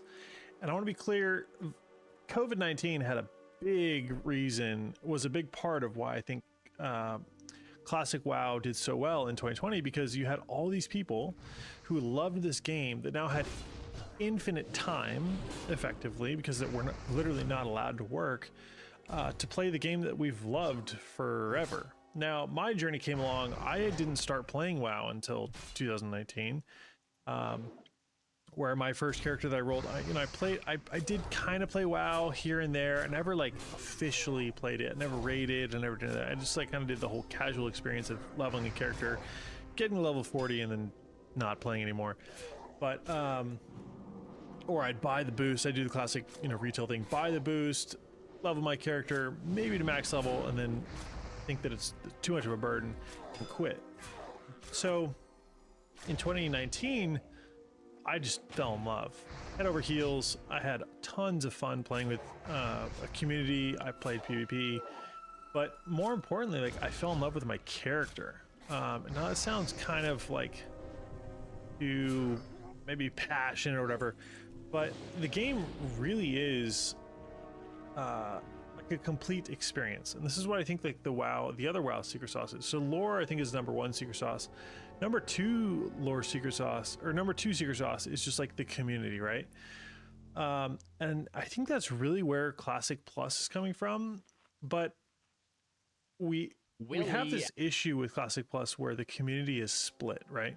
The community, half the community wants this like super parse lord experience, where we maybe get some balancing changes, we get some new zones, new raids, but the overall, you know, like a Fury Warrior is still the best DPS or whatever. And then you get people that say, I don't give a shit about Classic, I just want a retail, like I want a bunch of different balance changes, I want a bunch of stuff out of the game. I want to do new stuff, like think SOD, right? Where shamans are the best tanks, the best healers, the best DPS, like whatever. Or paladins are just like unkillable in SOD. Mage healers, like that's the whole Ascension version. So we basically have this now in for Classic Plus, this Turtle WoW versus Ascension methodology, where Turtle is like the Classic Plus of you know, add a little bit of tasteful changes, and Ascension is basically just change whatever the hell you want, give us tons of new stuff, but in the realm of Azeroth, and I'll be happy, right? So I think that's one of the reasons that there's so much hype around Classic Plus is you have these two groups, and I'm sure there's other sects as well, but you know, SECTS, but for the most part, I think you have those two groups of people that want a ton of changes and the one that want like some tasteful changes. And until Blizzard says this is what we're doing, both of those groups are just being kind of led on. So I want to, you know, take a second now to talk about what I think is going to be the best version and where Classic Plus is going, where I hope it's going. And it's basically, I think in November, or not November, September, when we get BlizzCon is going to announce two things. I think they're going to announce that Classic Plus is coming in 2027, maybe even 2028, and that Wrath of the Lich King is coming out. So I just put out a video, if you haven't watched it, it's about, you know, BlizzCon hype and Phase 3 hype. But a lot of you guys gave me feedback that Wrath is not going to happen. Nobody's going to play Wrath because Classic Plus is coming out. And I hope you guys are right. I hope Classic Plus comes out like this year. That would be awesome. In any capacity. If that happens, I'm going full stop on TBC and, you know, all engines ahead full, or all engines ahead flank on Classic Plus, right? So the reason for that is Classic Plus, I think, is Blizzard's like next step. I think that they're going to try to funnel a lot of their players, Microsoft, Blizzard, Activision, whatever you want to call them now, is going to funnel a lot of their players into this new hotness where frankly there's not a lot of good new games out, right? So we're seeing streamers play things like League of Legends, Dark and Darker, CS2, like all these older games that are getting a little bit of updates, but the new games that come out, like let's see, if you're a shooter character like Marathon or like Pal World isn't, I know it just hit the 1.0, but like it's not a new game. It's a couple years old at this point. So, but that's what everybody's playing. I think that WoW Classic Plus, or whatever they call it, Camelot, whatever you guys want to call it, it has this opportunity to really be this new thing. If they go like the right route, right? So it has all the tasteful aspects of a community of, you know, even if they just gave it a facelift with graphics, which is debatable. Do you even want graphics? Like, is it worth changing the 2004 graphics? I don't know. I think it would be cool in some ways. I think it would be terrible in some ways, you know, because part of the allure of WoW is like playing Pac-Man. Like it's got its look. You can't criticize it on, it's like has timeless graphics, right? But anyways, I think it's one of the benefits of this Classic Plus regime is that they have the ability to create a community, a brand new game with tastefulness to really attract a ton of people in. And if they somehow brought in console gamers, like, man, it would be huge. But I think that the problem that they're going to face with Classic Plus, if they come out with it this year, is if they haven't developed enough, right? So when SOD came out, they had massive changes. Like when I think it was WoW Direct or whatever it's called, Warcraft Direct came out, they kind of announced SOD. They let the people that were there test the game. It might have even been a BlizzCon. I don't honestly remember, but they let players test the characters, and I think there was some like BFD rating in it, and people were like, okay, this is vastly different than what we've had. The problem is they innovated too much, right? Where they lost like the character identity. They had so many changes with the game, and they really kind of like sacrificed, and I think they did this intentionally, to be fair, with SOD. They sacrificed what made vanilla WoW, and they made it retail, right? So like you could dumpster the raids. It was, you know, effectively flex rating. It was, you know, it was like very flashy, tons of stuff going on, class homogenization, so on and so forth, which in many ways is good. But when I think you're talking about a classic game, like when I say classic, I mean like a 69 Mustang, right? Or a 69 Avenue Mustang. You know, it is a classic car because of the flaws, because of the quirks of it, you know. So vanilla WoW and Classic Plus, I think, has some specific quirks, and you know, people like Ompy are really good about talking about this. Things that the friction that make the game good, and that we might hate, but we love to hate them, if that makes sense. Things like world buffs. Everyone is going to tell you they fucking hate world buffs. I do too. However, that is a very vanilla World of Warcraft thing, right? You can get like, now in Anniversary, you can get like 40 buffs. If you look at some of these Eternal runs, they literally have like 5 rows of buffs. And like, in my mind, that's a feature. It's a thing. It's a part. You might spend 3 hours outside of raid to do a 30-minute raid, you know, versus in, you know, MoP, you might spend 6 hours in a raid and 10 minutes outside of raid. So I think with Classic Plus, this is a really long-winded answer and just kind of train of thought, but I think that what they need to capture is the community aspect. They need to have it not be retail where everything comes easy. I don't know how they fix this, but a critical factor is containing the bot situation and the economy. And I think that they really need to develop players loving the game and not the parse. And when you played in 2019, there was a lot of players that loved, like, we weren't as good in 2019. We definitely weren't as good in 2004. But in Anniversary, players are spending a lot of gold to play the game. We know all the strategies. Like, my guild right now is a pretty good guild. I think we would have been like a top 10 guild in original TBC because the strategies have just changed. They're so much better now.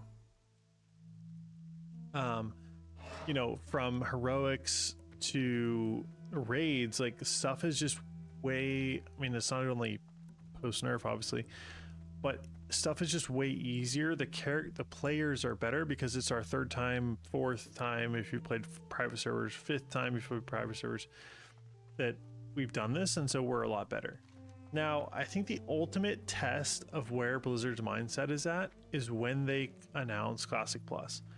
If they say that it's after like 6 months of Wrath of the Lich King, I think they're just out for money, right? But if they say like, hey, we're going to come out with the game now, we're going to iterate development as we go along, like, we're starting the servers now, they do kind of like an OSRS, and they say we're not committed to a schedule, we'll release raids when we feel it's adequate, we'll release new raids as we feel is adequate, we'll release new zones, kind of like what Turtle does. Or I never played Turtle, for the record. I've never played any private server except for Warmane, which I use like a test bed for new expansions. Like, I played my Ret Paladin there, I played a Death Knight because I'm probably going to play Death Knight in Wrath. But I think those private servers have something going for them in that it's whimsical. Players don't know what's coming next. They don't know the changes that are coming. It's very retail-esque in that area. And I think that if Blizzard, Microsoft, Activision, whatever you want to call them now, can harvest that mentality of like players just play, like I play a shaman because I love playing a shaman, or I play a warrior because I love warrior, not because warriors are the S tier class right now. I think that if they can get back to that part of retail where people don't know what is coming, however, that classes still have class identity, they'll be in a really good spot. But I'm genuinely curious to see what you guys think. So let me know in the comments what you think is going to happen in BlizzCon. If your answer is, it has a video he put out 4 days ago that says, what do we not want to see in Classic Plus? What do we not want to see? And I mean, that seemed like a good video title, because it's like, I mean, everyone always talks about what they want to see, but what do you not want to see? For me, I want to see no flying. I want to see no transmog. I want to see, I want to see the continent to stay Azeroth. So like no. I did disagree with Axu, yeah. I think there should be a transmog just for having matching sets. More expanding to like, oh, here's a new world we found called the Outlands. Like, look, I love TBC, but like, I want to stay on Azeroth, right? I want to see no shop. I want to see no shop. I want to see, what else do you guys not want to see? No flying. I already said that.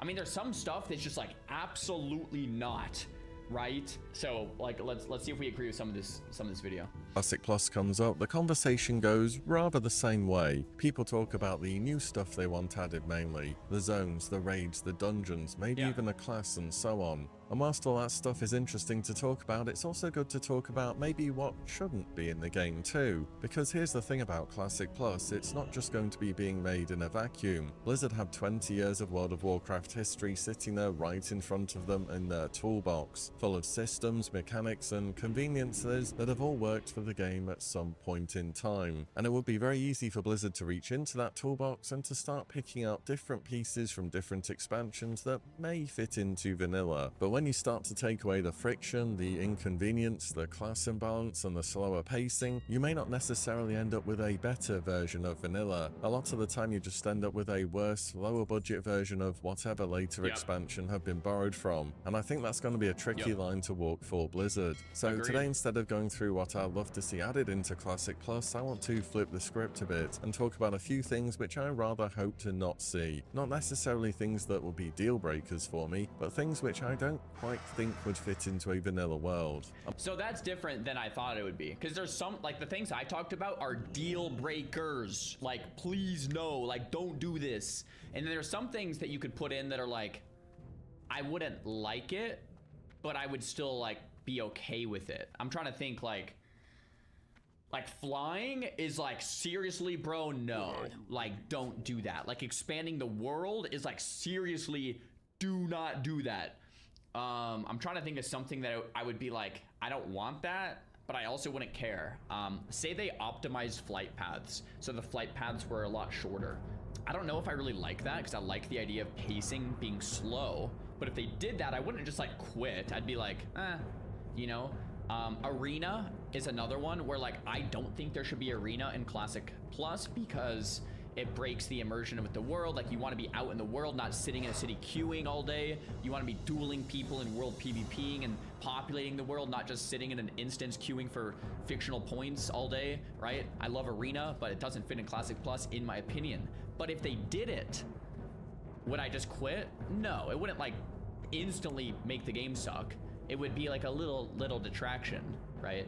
So there's some things that like would detract, but I would still play. And there's some things that I'd be like, seriously, bro, you just ruined the whole thing. I'm also going to be skipping over a few really obvious ones, which I don't really think need much explaining. Someone said open world arenas like Gurubashi. Exactly. Like that would be cool. That's fine. Open world arenas, awesome. Instance, not so much. such as no flying or no looking for raid, things like that. What I want to focus on are changes that sound reasonable on the surface and are actually worth a bit of discussion. These are also in no particular order, and some of them are definitely going to be a bit more contentious than others. So with that said, let's start on this. But before we go on, a quick word from today's sponsor, Exit Lag. If high ping or unstable connections never cost you a raid pull or a PvP fight, Exit Lag is software built specifically to solve that. I'm gonna turn this down real quick. I actually did check out Exit Lag, I think when I was in college, because when I was in college, I lagged, and for some reason, Exit Lag fixed the lag or something, somehow, when I connected it to WoW, so I'm not. Exit Lag have a great offer on to get started. You can subscribe to the annual plan and you'll get 50% off, plus a 3-month of Discord Nitro Basic thrown in. So hit the link below or use my QR code to get a start and get ahead with Exit Lag today. Many thanks to Exit Lag for the sponsor. Let's get on back to... Bro, I still don't understand QR codes on a screen. I just don't. Like, I get it when you put a QR code on a menu at a restaurant, or like you go up in the world and scan it, but when it's on a screen, just put a link. Like, what? Why not just put, you can click a link. You can, if you're on a screen, you can click a link. Why would you put a QR code on a screen? They're for like physical realm stuff, right? Like you could go up and scan it on a car or a IRL, but on a screen and put the link. Get with the times, old man. No, I'm pretty sure I'm right on this one, man. Why not just put a link? You could take a screenshot. I mean, you could take a screenshot of a link, technically, or you could click it. You could click a link. Wait, sorry, you was onto something? No, like, I totally, bro. I think about this all the time with QR codes. Why not just put a link in the, like, what? QR codes on a screen makes no sense. Nah, you're right. Okay, we have some people agreeing with me. QR codes on a screen, it's just like, what are we doing? I feel like that's the boomer move. The boomer move is to use QR codes on a screen. I'm pretty sure.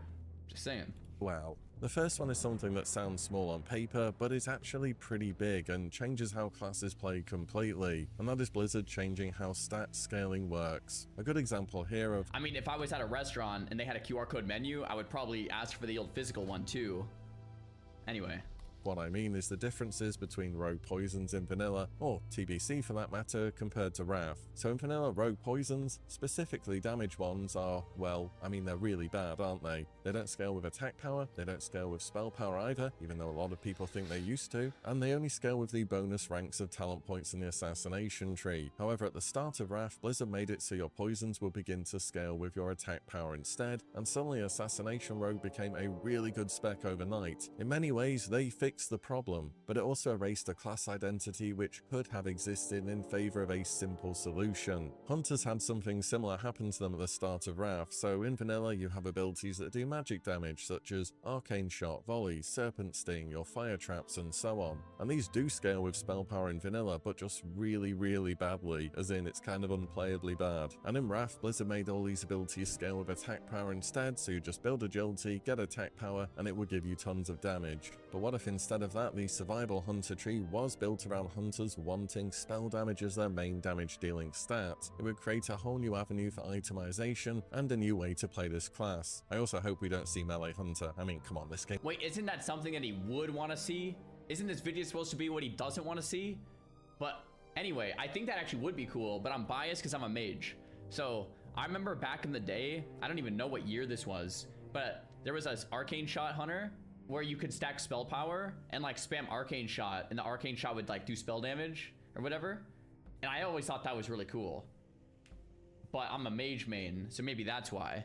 So I actually really like that idea. I would maybe even play that idea. But anyway, this is what we want to not see, right? It doesn't need more melee specs, does it? My concern for Classic Plus here is Blizzard is going to take the easy route and just say, make things scale with attack power or spell power where they make sense doing so, instead of keeping that vanilla itemization alive. And vanilla itemization is part of what makes the game interesting compared to other versions of WoW. This would introduce certain pieces of armor which are going to be very specifically good for one spec, but for example, if spell power hunter existed, they'd be sharing items with elemental shamans. If spell power rogue existed, they'll be sharing items with boomkins, so there is a bit of crossover, and sometimes your best armor isn't always the intended one too. All in all though, I hope Blizzard don't just go down the route of this stat now scales with this and makes it do damage. Next is about class balancing. So class balance in vanilla is bad. Like it's... So he wants scaling not to just be like so darn basic. Okay.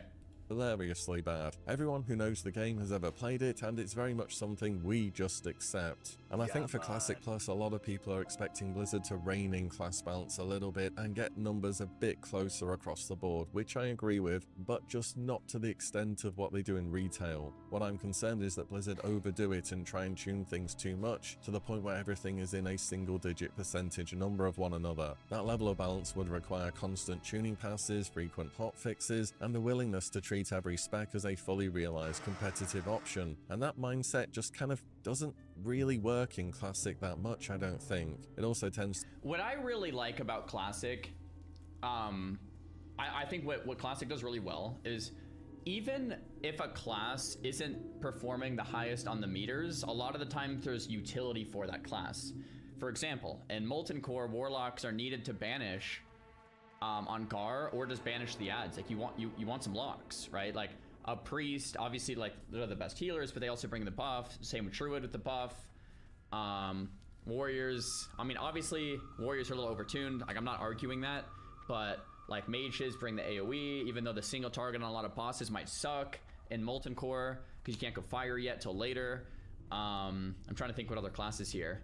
Like Pallies bring salvation. Like come on. So like, I would like balancing, of course, to be a little better, but at the same time, I love the idea that utility is strong enough to where those classes are still highly sought after. Like a Paladin with Salvation is a good example, or a Warlock with Banish. I'm trying to think what else. The only class that doesn't have great utilities are Rogue. You could kind of... I mean, the Rogues have good damage, though. And Expose is okay, too, right? I feel like maybe Rogue is kind of fine. I'm trying to think. Rogue might be a little on the weaker end, so maybe Rogue could even get a little bit of utility, if anything. But like you guys understand what I'm saying, right? If a class isn't actually the best on the meters, that can be okay if they bring utility elsewhere, and that's what makes Classic classic. It's like we still need a variety of classes. To come with some side effects such as class homogenization, where every class is doing roughly the same thing and has a similar toolkit of abilities. What I'd love to see first is something in the middle where it's more gameplay first and then balance second. Fill out the very basic PvE rotations for specs that are bare bones. For example, most casters in the game just press a singular button at endgame. I don't think that's terribly engaging. We could use a little bit more there. All the same, this should be done slowly, because when you introduce something, you can't exactly just take it away again and say, oh my bad, that was a mistake. Better class balancing should absolutely be a thing, but getting everything right within a few percentage points of each other, I just don't really think it matters that much for class.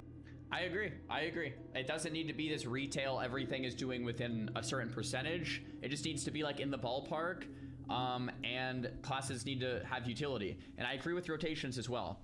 Warlock rotation at endgame needs a couple extra buttons. Mage, same thing. Warrior feels good. Rogue maybe could use an extra one. Pally Priest, I don't know.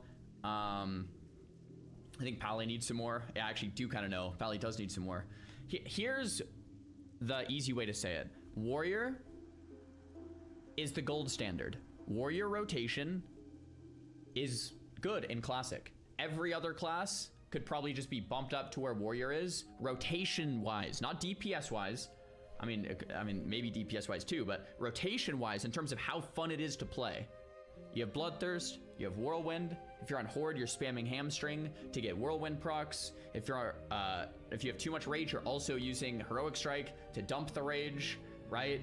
You have Execute when you get to that phase. Like, it's not like that hard. It's not like a retail rotation, but it's like, it's enough to make you want to think and play the class. It's fun, right? It's just enough to be fun. Every other class we brought up to Warrior rotation-wise. Just maybe 2 to 4 buttons you're weaving in, you know? It's nice. It's nice. Speaking about class balancing, I want to talk about another retail feature which was brought in Legion, and that is Mythic Plus, and this is probably one of the most successful retail WoW systems ever. The whole concept of Mythic Plus is that you're doing dungeons you've already done on an endlessly scaling difficulty level, so you can constantly push yourself, chase for the fastest times in the world, and upgrade your gear. It works great for retail where all classes have a wide toolkit of abilities, and it wouldn't work in Classic whatsoever for the exact same reason, because most of the classes in the game are kind of just, well, how can I put it, helpless. At the end of the day in retail, there's always going to be a gap between the best and worst performing specs and those specs that have the best synergy. But if you think getting into a key would be hard in retail, imagine getting into a key in Classic as Boomkin, or a Rep Pally, or in So here, like, I love Mythic Plus in retail. It's one of my favorite things about retail, to be honest. It's fun. But for Classic WoW, here's the problem. Not every class has AoE, and not every class has mobility. So there would just be like a meta comp, and if you're like a Shadow Priest or a Rogue, you just couldn't play Mythic Plus in Classic Plus, right? You would just be like completely useless. And then what would happen is all the rogues would be like, I don't have AoE, I need to get buffed so to have some AoE. And that's what the forums are going to be filled with, is my class is not viable, I can't play it. And then Blizzard eventually gets forced to like, okay, well, let's add a little bit of AoE to everyone so that everyone can kind of play this game mode. That's what happened on retail. And then it becomes, okay, now everyone can play the game mode, but now every class is homogenized. Crap. Now our game doesn't feel good anymore. But everyone can play, but the game doesn't feel good anymore. So absolutely not. We saw it happen, the slow degradation of retail class design and the homogenization of it because of Mythic Plus, essentially. And I'm saying that as someone who loves it. Or Elemental, and or we've Shadow seen this Priest. before. Realistically, you'd end up with Dungeon Cleave comps, but just with endgame gear instead. You'd have groups with a bunch of mages AoEing everything down, or a group with 3 warriors, 2 healing on Horde with Those Wind should be Fury. the only options, On top of that, I don't think the timer system from Mythic Plus feels good for Classic either. It's really just not that type of game. Maybe there's another way Blizzard can keep dungeons alive, but Mythic Plus I really just don't think is it. The next one is going to be the first one I think a lot of people will disagree with. So you know how in Wrath Classic, when you get a mount, a toy, or a companion pet, you right click it and it goes into your collection tab. It was like that in Wrath Classic, at least. It didn't work like that in original Wrath. Well, not entirely. But anyway, there's something about the convenience part of it that just doesn't quite sit right with me for Classic. It's just too easy. It sounds stupid, but I'm gonna say it again, it's too convenient. For me, planning around your bags, managing your bank space, and actually deciding what you want. So this is an interesting one. What I liked, what they did in Season of Discovery, was that the key ring became a toy storage. That is a great solution. It plays within the confines of Classic, which still, it doesn't feel like retail, but it still gives you a little bit of quality of life of like, okay, I have this key ring for toy items. It's a little bit of both. It's not just, here's infinite storage for this or not. It's like, okay, now you have some extra toy storage, right? I like that. To take with you has always been part of the vanilla experience. It's a small part of the friction that exists within the game, and if everything was account-wide as well, you'd be able to summon things on alts who are lower level, where it wouldn't necessarily have made sense for them to have achieved that item or mount. However, I absolutely acknowledge that Blizzard are going to be introducing a bunch more stuff into the game, and they're going to need to come up with a solution here, because even at the moment it's really easy to fill up your bags and bank with loads of technically useless stuff but collectibles. Maybe the stables could get more slots, maybe there could be special bank tabs for pets, who knows, but the collection tab I just don't think's quite it. The next one is a cluster of changes which primarily are related to Wrath of the Lich King, and this is me saying I hope Blizzard don't speed things up just for the convenience factor. Things such as faster gathering, one-tap mining, mounts becoming available at lower levels, and even AoE looting are things which just speed up the experience in kind of an unnecessary way. There's one exception which I'll probably be okay with, and that's not being dismounted in water, but I don't think that's a terribly big deal, just get better at jumping for the most part. But there's a reason Blizzard started to speed things up in the old world as they rolled out expansions, because Blizzard didn't want you to have to play through 100 hours of vanilla content and then 50 or 60 hours of TBC before you finally got onto Wrath of the Lich King. They wanted you in Northrend as soon as possible. Classic Plus should not have that pressure to catch up and to level. If people start asking, is it too late to play, or feeling as though they are too behind, Blizzard have just fallen into the same trap that they've experienced throughout 20 years of WoW development. A slow-paced game in a slow-paced world is fine for Classic Plus. The next thing I hope we don't see is a full transmog system, and I say a full transmog system deliberately, so give me a moment to explain myself. I don't want any transmog. Because full transmog allows you to do whatever you want with any of your armor pieces, including hiding them. And I think there's honestly something nice about looking at another player in a raid or a city and seeing what they've done based upon what they are wearing. You can see what raids they've done, what they've farmed, perhaps what legendaries they have, all those kind of things. Full transmog erases all of that information and replaces it with, well, just about whatever they fancy. And let's be honest, there are some truly obnoxious transmogs out there. I'm so thankful in Classic that I've never had to see a Tauren dressed up as Mario ever. And you know what? I want to keep it that way. I agree with this. We talked about this yesterday with the Disneyfication of Warcraft in Angelica's video. And like, yeah, it's like there's some tone of like seriousness about the game when people are running around like this. It's like, I mean, it's kind of funny. It's cool. Like Mitch and I did the, like, I mean, we've done transmogs like this. It's funny, but it's like something about it's just like, wait a minute, what's actually going on here? You know, you lose the immersion. However, that doesn't mean there's zero room for cosmetic systems here, potentially. I think there are better ways that Blizzard could let players express themselves without just opening the floodgates completely. Things such as weapon enchants, maybe capes, tabards, or even class-specific cosmetic rewards from completing certain things. Imagine hunters with a specific quiver or an ammo pouch, rogues get a belt with poisons and little knives on and stuff, or different totem appearances for shamans. Those type of cosmetic effects could be tied to achievements or quest lines rather than just some universal toggle anyone can access at any time. You can even do weapon attack animation overlays, though that's probably a bit much, but imagine if you're a troll hunter and your auto attacks and animations were you throwing axes instead of using a bow or something. Again, that might be too far, but I think that would look so cool. That way Blizzard would get a way to make these rewards feel rare and earned and something you actually have to go and do rather than just opening up a menu and doing whatever you want. It keeps the ball in Blizzard's court and allows them to decide what you can get rather than just you doing whatever you want. So hopefully that makes sense. Next up with Classic Plus, I think it's pretty safe to assume we're getting new zones and probably new to mid-level zones and dungeons alongside that. And these new zones and dungeons naturally mean new ways to get experience, which is aside from what we already have. And that's fine and that's all good. What I'm hoping for is that Blizzard avoids stacking deliberate acceleration of the leveling experience on top of that, particularly at early levels. I think for the most part the journey from 1 to 30 is really good in Classic WoW. Things can slow down after that, particularly on the Alliance side, mind you. I've done it enough times to know. If they could pad out that mid-game experience just a little bit more than what we have at the moment, that would be good. But I'm not really looking for stacking experience buff, joyous. I agree. I think 1 to 30 is peak Classic WoW. Like peak, especially on Alliance. Like 1 to 30 Alliance, Elwyn, Westfall, Redridge, Duskwood, Stranglethorn. Like, it's literally peak Classic WoW. I do think it does get a little slow. I mean, 30 to 40 is kind of fun too, because you get new talents, you get your capstone talent at 40, and you get your mount at 40. But like 40 to like 44, 46, like in that range, it's just like, yeah.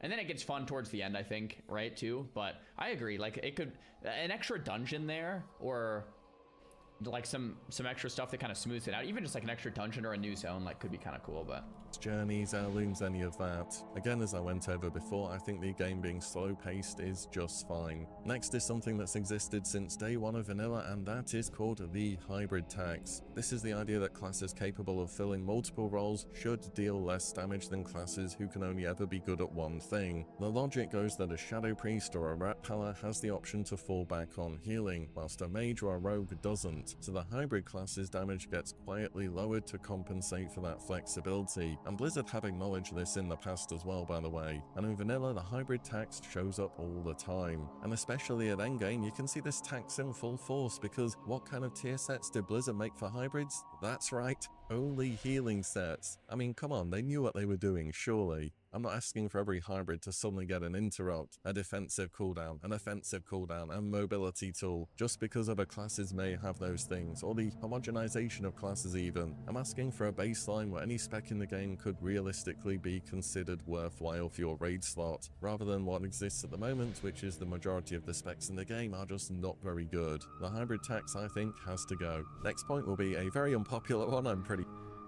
I'm a little iffy on this one. I mean, I agree at a base level, but I want to be clear.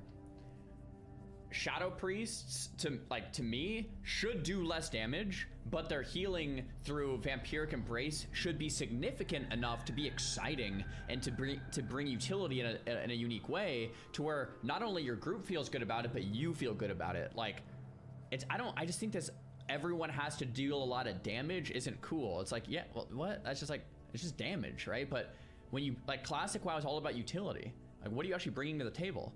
But let's be honest, the utility from, like, the heal on the Vampiric Embrace kind of sucks, and like a Moonkin, it's like, what do you know? So, like, if you're gonna buff it, you could buff the damage a little, sure, but I would like to buff the utility to make it feel like you're bringing something cool and unique, right?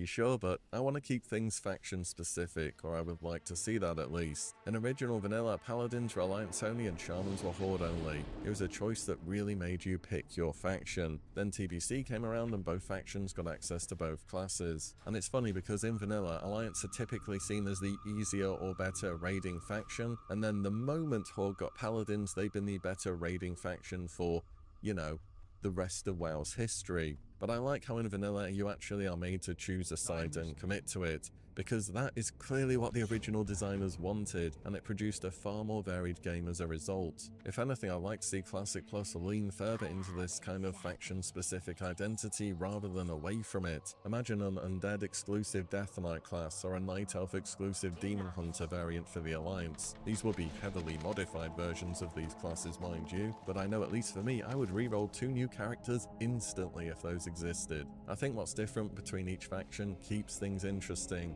and making a choice should be part of the game. Last but not least, I'm sure that Classic Plus ends up adding some new playable races at some point in time. Don't know what those races will end up being, but speculatively, a lot of people talk about High Elves for the Alliance and Goblins for the Horde. And at least for me on the Alliance side, I think the High Elves are essentially going to be Blood Elves with blue eyes. Now, this absolutely makes sense within the context of the game. However, that's just the Blood Elf model. Every time I see that model, I think of like that guy years ago, and I can't remember what I said exactly. It was like I was doing that quest out in whatever zone it is, and I was like, oh wow, that's a cool looking blood elf. And then someone in my chat goes, that's not a blood elf, that's a high elf. And I'm like, every time I see that model, I think of this guy. That's not a blood elf, Sar. It's a high elf every time, man. It's been the blood elf model since TBC in 2007 forever, and to suddenly just see that model running around Stormwind doesn't quite feel right. There are actually high elf models within vanilla already, even though they look completely cursed, which could potentially be usable, but Blizzard would have to do a lot of work to fit armor on them. All the same, I just think having blood elves in with blue eyes is a bit low effort, and I don't quite like it if I'm being honest. Equally, goblins joining the horde may— Dude, I might have a bad take here. I think I mean let's be honest, this entire video I've been chock full of good takes, right? Like every single thing I've said, very good take. This might be a bad take. I like elves. Elves are sick. I think they look cool.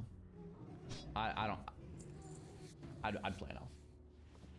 Make no sense whatsoever within the vanilla timeline. When goblins actually were added to the horde during Cataclysm, that happened because their home island of Crusade and the Lost Isles were essentially blown up in the starting zone experience. They ended up on Joritar and then they joined in with the horde. That's one specific group of goblins making that choice. This hasn't happened in vanilla, and goblins are literally already the neutral faction. They are motivated by one singular thing in vanilla, money. Casting their lot with one faction or the other, with what we know about the game at the moment, just doesn't make sense. If they were to join the Horde, they would need some big lore bomb to justify that. But anyway, those are 10 things for me that I'm hoping we don't see when Classic Plus actually becomes real. What do you think though? Are there any big things I missed out on aside from the obvious ones? And do you actually disagree with any of these and think they would fit well?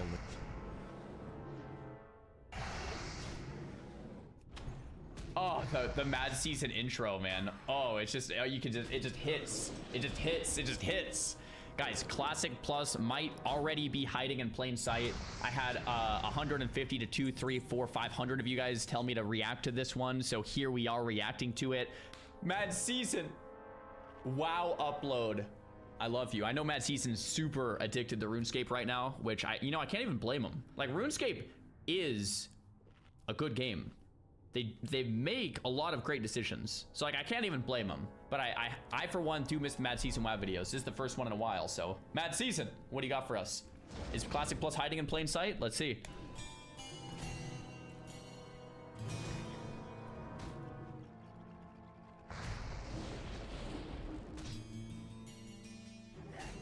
Hey guys, what's up? Mad Season here, back with another video for Hey, Mad Season. Alright, so Classic Plus, it's not confirmed yet, but in my opinion, it's a 99% chance of releasing. We recently went over the why and all of the hints that Blizzard has been dropping over the past several months. I'll have a link to that video in the description if you are curious. But what I wanted to focus on today is realistically, what would it look like considering Blizzard's development practices and history, and also going over things such as the Classic Plus-esque survey questions that they've shared in the past, and also the fact that Blizzard has said that the entire season of Discovery was a big experiment. But an experiment for what, you may be asking? Well, let's get into it. Before we begin though, I'd like to No way! I'm sponsored by Surfshark too. Wait for it. Wait for it. Wait for it. Okay, this logo should change to Surfshark in a second here. thank the sponsor of this video, Surfshark's VPN. Surfshark is a VPN that encrypts your internet activity to keep snoopers and trackers from seeing what you're doing.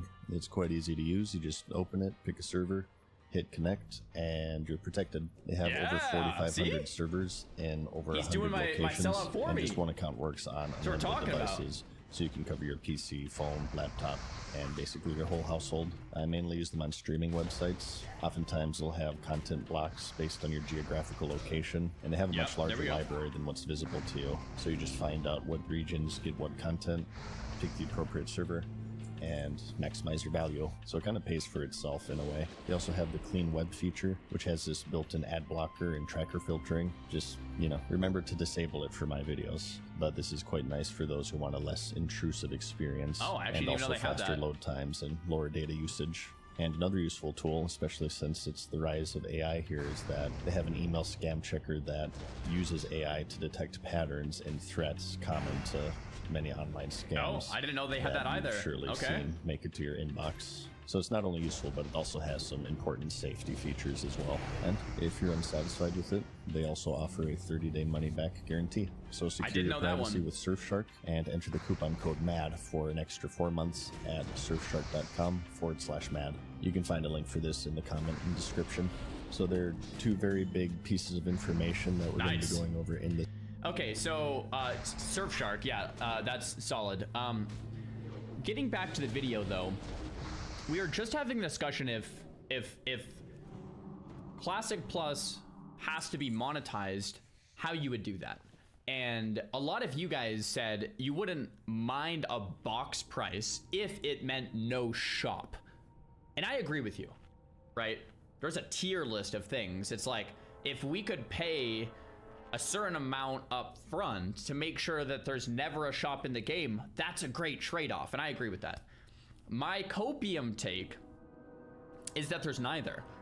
It's just like Season of Discovery, where you pay your monthly sub, and Blizzard's hope is that since you have a WoW sub, you'll go play retail when there's a new expansion, and buy the new retail expansion, it's a loss leader. It's like Costco with rotisserie chickens in the back, where they're not making a bunch of money on the chickens, but it's getting people in the door to buy all the other stuff that they have margin on. I hope that Classic Plus is Costco's rotisserie chickens. I hope it's to get the masses through the door and getting a WoW sub, so that Blizzard could then market their other stuff for people to maybe try retail, maybe get the retail expansion and a couple mounts and this and that, but the masses move to it. Another example, RuneScape. RuneScape uses this same model with RuneScape 3 and OSRS, to my knowledge, where Old School has way more players, but RuneScape 3 is their cash cow. So they get players on Old School. There's way more players that play Old School, but it's not really monetized as well. But players that play Old School might then funnel into RS3, play RS3, which is monetized much better, and Jagex makes more of their money in RS3 per subscriber than they do on Old School. I hope Classic Plus is the same way. They funnel people in, you have a good time, if that's all you want, that's all you take, but there's more there with more monetization on retail. Copium, I know, but that would be the best case scenario. Please. Okay.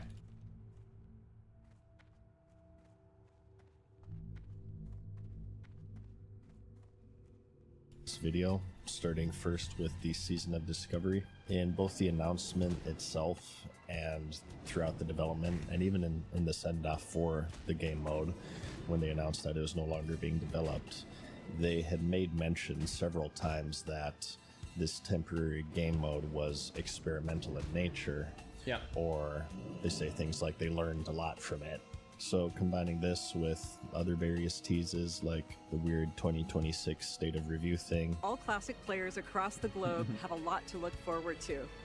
I'm really excited to announce that... I guess we'll save that for later. As well as this line from your yearbook with a bunch of plus symbols. I think it's fairly reasonable to assume that the core of Plus will consist of what they consider to be the greatest successes of Discovery, while hopefully leaving out the not so successful things. Yeah. And this is where it gets subjective because, you know, what are successes and failures, right? But trying to take the most objective look possible, probably a good place to start is with one of its most major features, which is the rune system.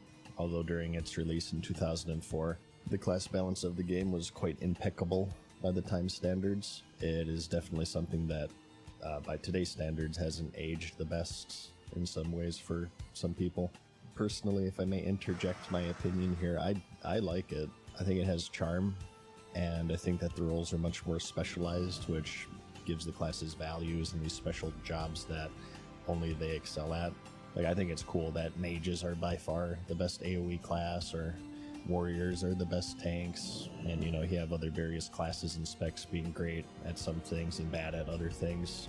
I think that weaknesses are often mischaracterized as flaws, but they're just as valuable as strengths in the identity of classes and specializations. And if you treat weaknesses as flaws to be fixed, eventually everything just kind of melds into one another, and the classes no longer have these interesting identities that separate them from each other.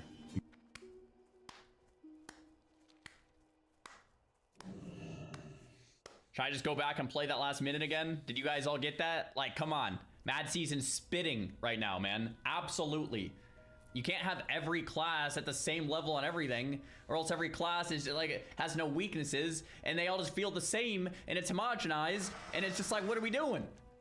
You have to be okay with your class having weaknesses, okay? You like, because that means it's another class's strength, and that's what makes the whole world feel good and go around, because each class brings something unique to the table. It has to be that way. And if you don't like your class, then re-roll to one that you do. But this whole whining on the forums to buff your class so that it performs as good as all the other classes just makes the game feel bad. Well said, brother. Because eventually everybody's mobile, everybody's good at... Well, guys, that's why I play mage. That's not the point. Just play a mage if you want to. At AoE, single target tanking, and the balance becomes better, but it also becomes as boring as my voice But of course the other extreme isn't the best either, where of course in vanilla you have some classes and specs that are severely broken, such as balanced druids going out of mana in like 10 seconds or whatever. So this was one of the major focuses of the Season of Discovery, and they addressed it with the rune system, where players could find all of these different unique runes throughout the world that sort of fill out all of the different specializations. These, from what I recall, were received fairly well. There were some issues. Some people liked them not only for their effect on the class balance of the game, but also in the way that you obtained them. Initially, at least, they weren't just patched into the game or you just trained them at a class trainer. They were often hidden in the world or locked behind quest chains or faction reputations. They did try to leverage one of Vanilla's biggest strengths, which is that world presence. However, this would eventually backfire on them, as shown with them eventually just releasing an NPC that sold every rune for a copper right from the starting area. The reason why they did this is that they felt like they went a little too overboard, and as time went on, at a certain point, there were so many runes that starting a new character kind of became a daunting task for people, so they just made them easily available. But as they said, it was all an experiment, so maybe this is something that they picked up on and will monitor more closely. Another major... How do you guys feel about the rune system versus just having more talents, kind of like how TBC or Wrath did it, where the tree just gets expanded or you learn it from the trainer? Cozy, bad, bad, bad, more talents. I prefer runes. Should be talents, not runes. More talents. So when I played SOD 2 years ago when it launched, one of my criticisms was, why did they do the rune system? Why not just make it like TBC or Wrath, where you just had another talent and learned it from this trainer? You could even put it behind a quest if you wanted, like what's the Infernal quest line? Like summon Infernal quest line for Warlock, for example. Like that's cool. Or like Zerker quest line for Warrior, right? Like that's cool. Or like the Redemption quest line for Paladin, like that's cool. Like do stuff like that instead of the rune system. So I think I still feel that way. Having said that, one of the cool things about the rune system is how easily you can swap roles on the fly just by switching gear or switching the rune. Like, oh, we need a healer, let me switch to my healing runes. Done. Or we need, like, oh, I'm dueling someone and like I want to like leave combat, swap my boots to change my play style. Like stuff like that is like crazy. Like the potential is crazy with gear swapping and rune swapping, either mid combat or even just mid dungeon. Like that, the utility of it's actually kind of nice. But in terms of just the accessibility and like it doesn't feel very intuitive to have a bunch of these runes versus just, oh, I'm gonna do a quest, go to the talent trainer and just play WoW how I always have. So I think overall I still don't like it.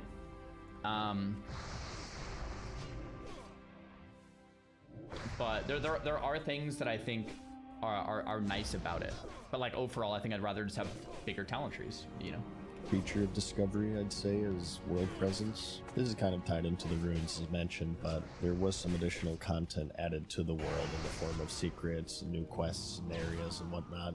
Not really much else to say about that though. I think it's kind of an expected standard request on most people's lists. I guess one thing to say is that it would be important, I think, to not get tunnel visioned on new content solely at the max level, but Discovery had new content from beginning to end, and that was largely due to the phase level caps that it was structured around. As I remember, people generally liked the idea of this, and most issues that they had with it came down to specific execution for each phase. This, as they stated themselves, was inspired by the progressive testing of the Classic 2019 beta, when the phases were split up in different level caps. It introduced some interesting new metas that weren't really explored as much since, you know, the game is hyper-analyzed, but of course primarily at level 60. So by having progressive level caps, they aim to add an additional layer of a fresh and unique feeling, which I do think that they largely achieved, with a lot of the criticisms of this dynamic being tied more towards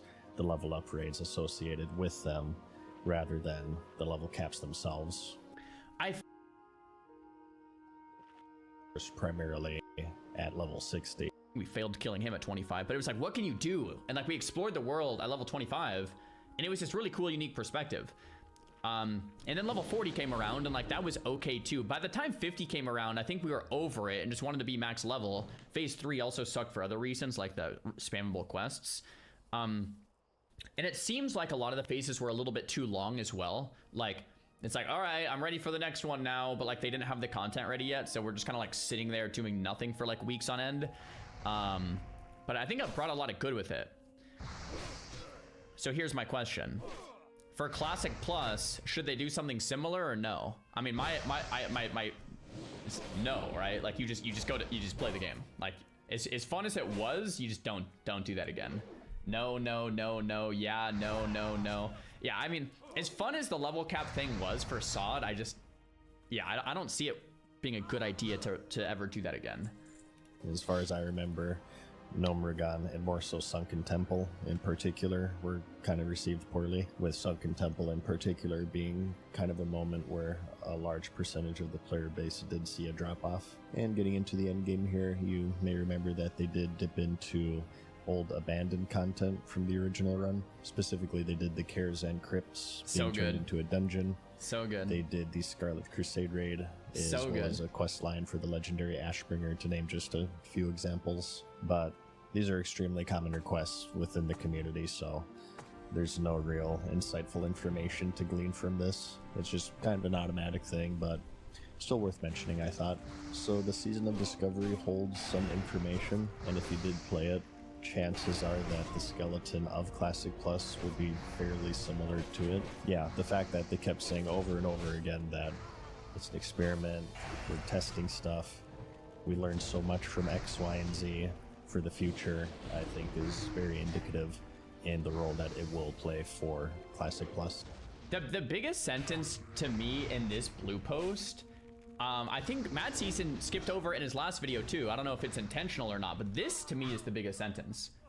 This is the one that I've highlighted on my channel a lot. That future for Season of Discovery is somewhat bittersweet, as we've made, wait, should I say the future? Anyway, as we've made the decision to slow down on Season of Discovery and begin work on our next major project in the original WoW design space. Blue post saying we're beginning work on our next major project. This was a year ago. This is when I said, oh, Classic Plus is confirmed, and everyone's like, that's some copium, Czar. Where you guys at now, huh? Like, so to me, this is the big sentence that just pretty much is, it's not even like just confirmed. They just said it. Like, anyone can read it. Like, it's right there. Guys, it's right there. I think is very indicative in the role that it will play for Classic Plus. But beyond this, we also have the survey.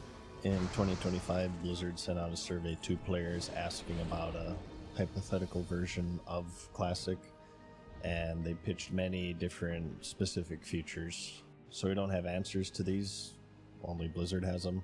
However, there has been a community-run survey called the Classic Plus Project, which I'll have linked in the description, with similar or even the same questions so we can kind of compare. And something that's really interesting with this survey is that there's another content creator on YouTube named Jordy who makes classic World of Warcraft videos, and he made a video about this survey, and in the comments was Agrand, who's been like the main classic guy. And if you did see my previous video, as you would know, he's working on a classic project that's doesn't have anything to do with Miss Pandaria Classic or...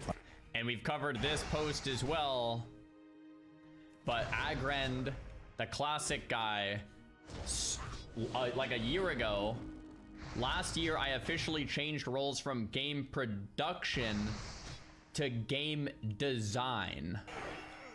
I've got my whole focus now dedicated to helping lead the long-term vision for content and narrative on the classic team.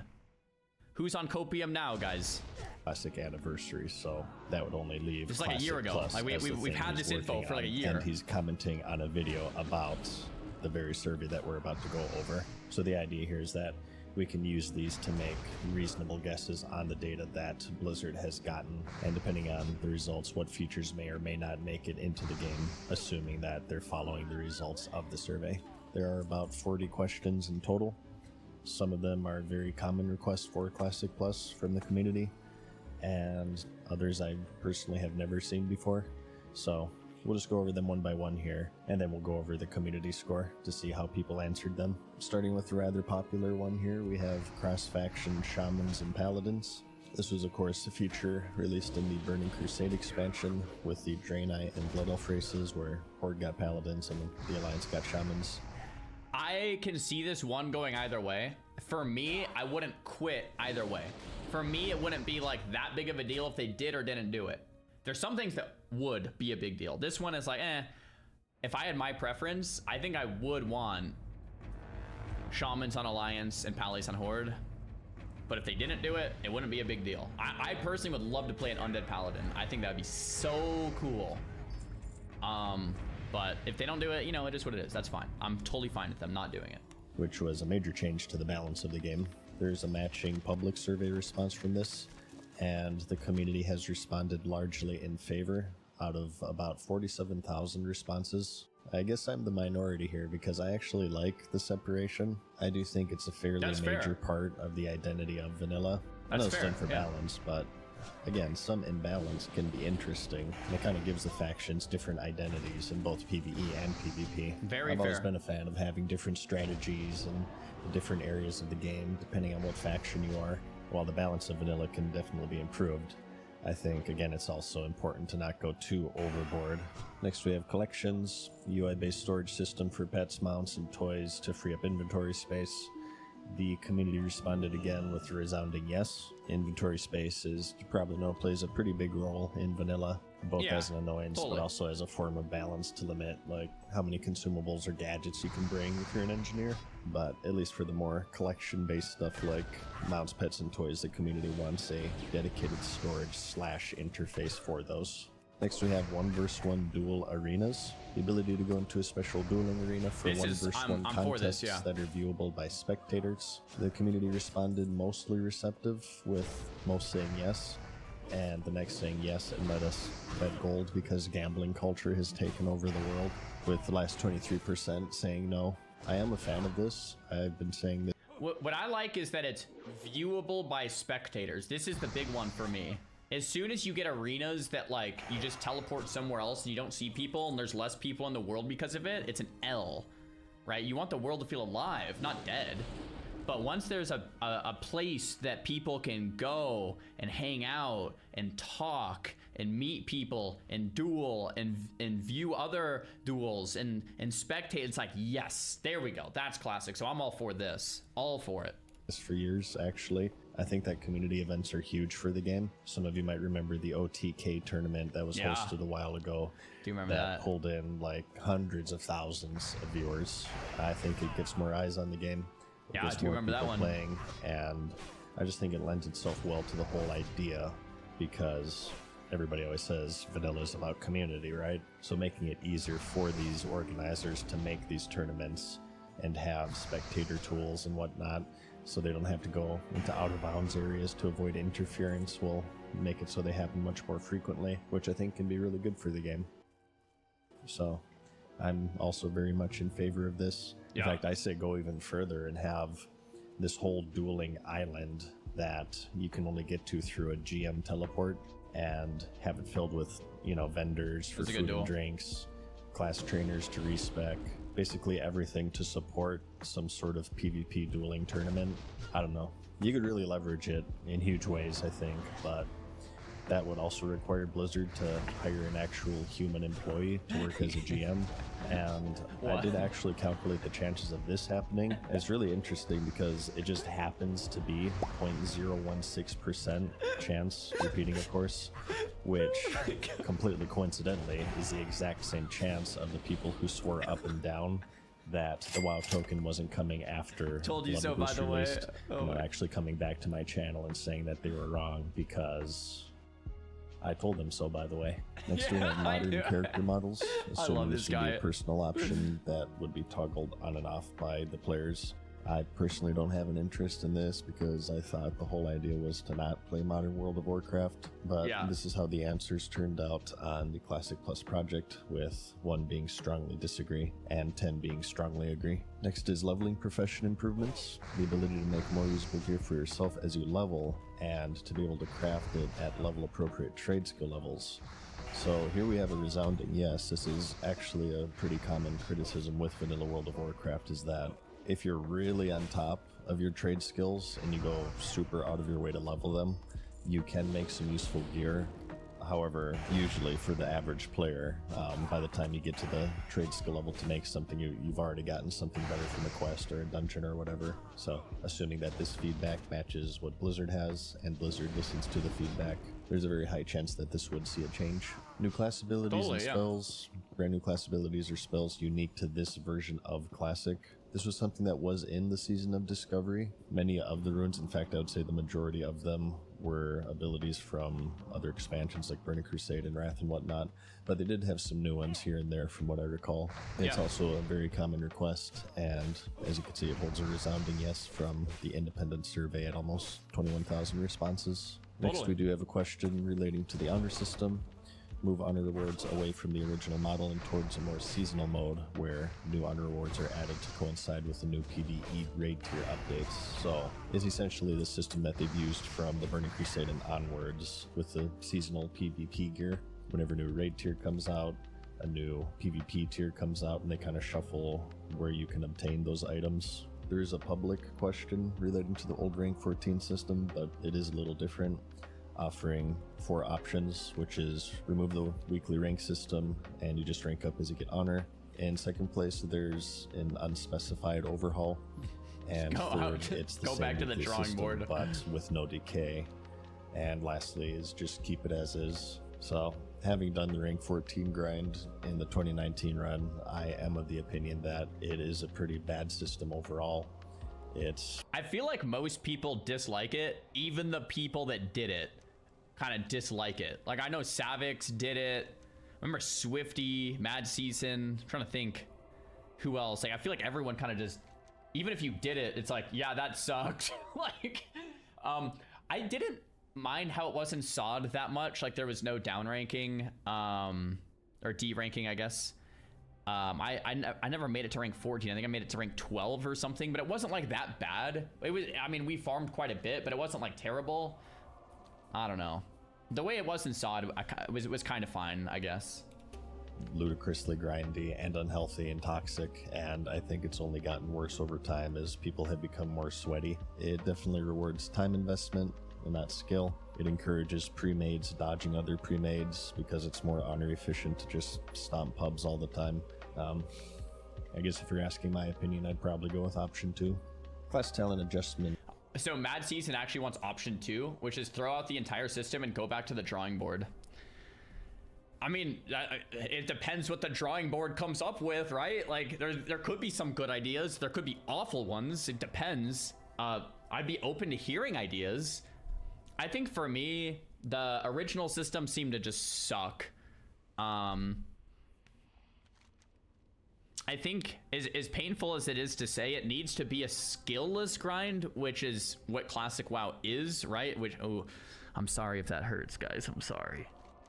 But it's if you put in the time, you get the reward. That's Classic WoW. You put in the time to prep, you get the reward of doing well in the raid. You put the time into getting all your prebis, you're gonna do well on the meters, right?